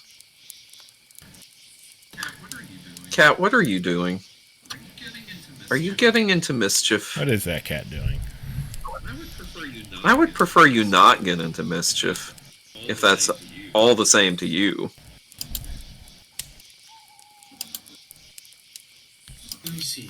Let me see. Curious to see how long this story would read, because someone mentioned it. I don't remember who Which at one? this point. Definitely would be for tonight, but... Oh, I'm looking at... Oh, no, that's not what I want.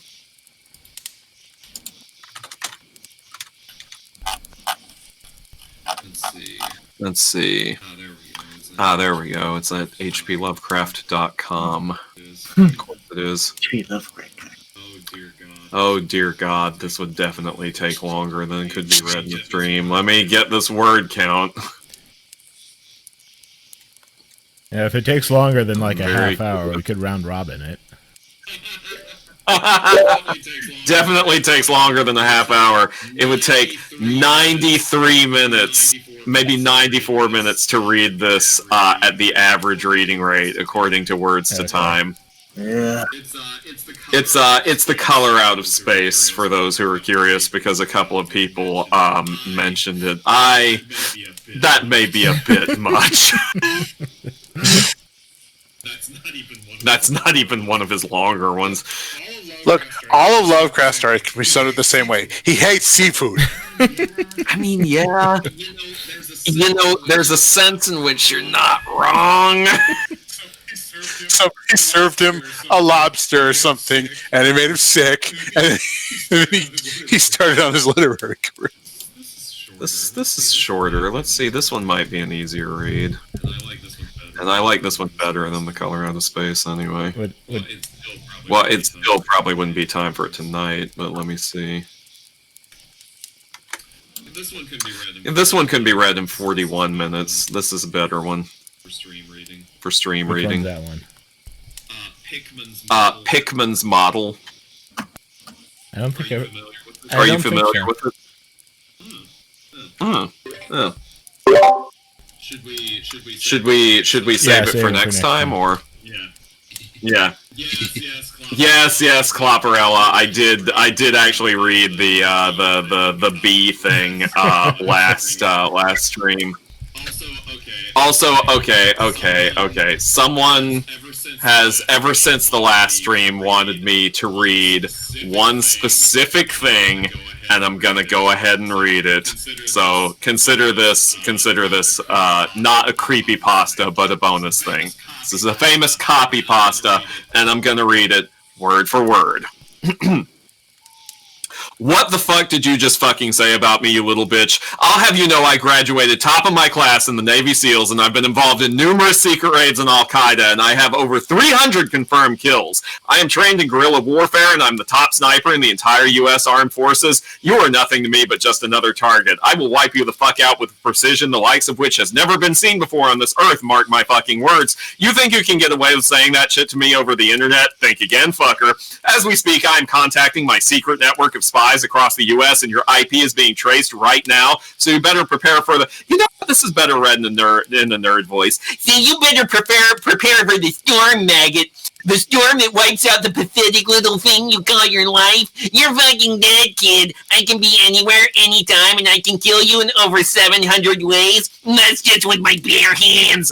Not only am I extensively trained in unarmed combat, but I have access to the entire arsenal of the United States Marine Corps, and I will use it to its full extent to wipe your miserable ass off the face of the continent, you little shit. If only you could have known what unholy retribution your little clever comment was about to bring down upon you, maybe you would have held your fucking tongue, but you couldn't, you didn't, and now you're paying the price, you goddamn idiot. I will shit fury all over you and you will drown in it. You're fucking dead, kiddo. First off, that was awesome. Two, I think your original voice was better. Terrifying. Yeah, isn't it? It's the scariest thing ever. Oh man, I just got flamed. You just got framed. Wow. That's a copypasta for you. I feel like at some point we have to do full life consequences now. Full life consequences. Anyway. Man, just imagine me saying something like that, and someone's like, "What the hell are you saying, GC?" I said, "Well, I gotta get the head. That'd be very funny for me to say. I'd love to say something like that, just to humor you guys." All right, so I think we should end on one final creepy. Unless we're wrapping this up soon, I assume, right? Yeah. Okay. I feel there's one final creepypasta that should be read before we go. I've pasted it in the Discord. Y'all can decide who reads it. Oh no! It's a note that we have to end on this note, y'all. I don't know. Rick, I'll do you do wanna? All right. Okay. This is hands down the scariest story you're going to hear the entire night. So get ready to really and truly lose sleep. Okay, so basically it's like this. You're at a friend's house for like the night or whatever, and then you guys are making out on the couch, yeah. And then like her dad calls on the phone and says, "No, she likes it more if you use the other hand." Yeah. And you're all like, "Oh dude, your dad is trying to give me advice on how to diddle you." And then she's like, "I don't have a dad," or whatever. But what? Who was phone? You know, I should have read the text of that one. That's not the original version. Is it? I thought the original version was like, "Don't make out with my daughter," and she's like, and it's like, "It's my dad," and he's like, "Your dad is dead," and then who was phone? I didn't think the original version was an incestuous angle. Yeah, it says it here. It's the original version. The original version apparently predates the above version, which is only like 3 lines long. Wow. Wow. Okay, I never knew. Well, no, the truth is I am your father. So, well, that went into directions I didn't even expect it to. I'm gonna have a lovely nap tonight. Alright, so... Pretty entertaining. I love this. Yeah, we have definitely got to repeat this. Yeah, thank you for coming. I hope you all have a very, very wonderful night. Remember to keep those doors shut when you go to bed tonight. And remember, when the campfire goes out, that's when the horror really starts. Yeah. He is helping me sleep frightfully. No, actually, what's the okay, I'll have to do this. I scared Tinkachu. Here it is. This is I'll leave you with these parting words because this is the closing moment of a these words seem appropriate. They're the closing lines from a play which is based on a book which is very near and dear to my own heart. So just a moment, ladies and gentlemen. A word before you go. We hope the memories of Dracula and Renfield won't give you bad dreams, so just a word of reassurance. When you get home tonight, and the lights have been turned out, and you are afraid to look behind the curtains, and you dread to see a face appear at the window, why, just pull yourself together and remember that after all, there are such things. Good night, everybody. Good night. All right, good night, folks.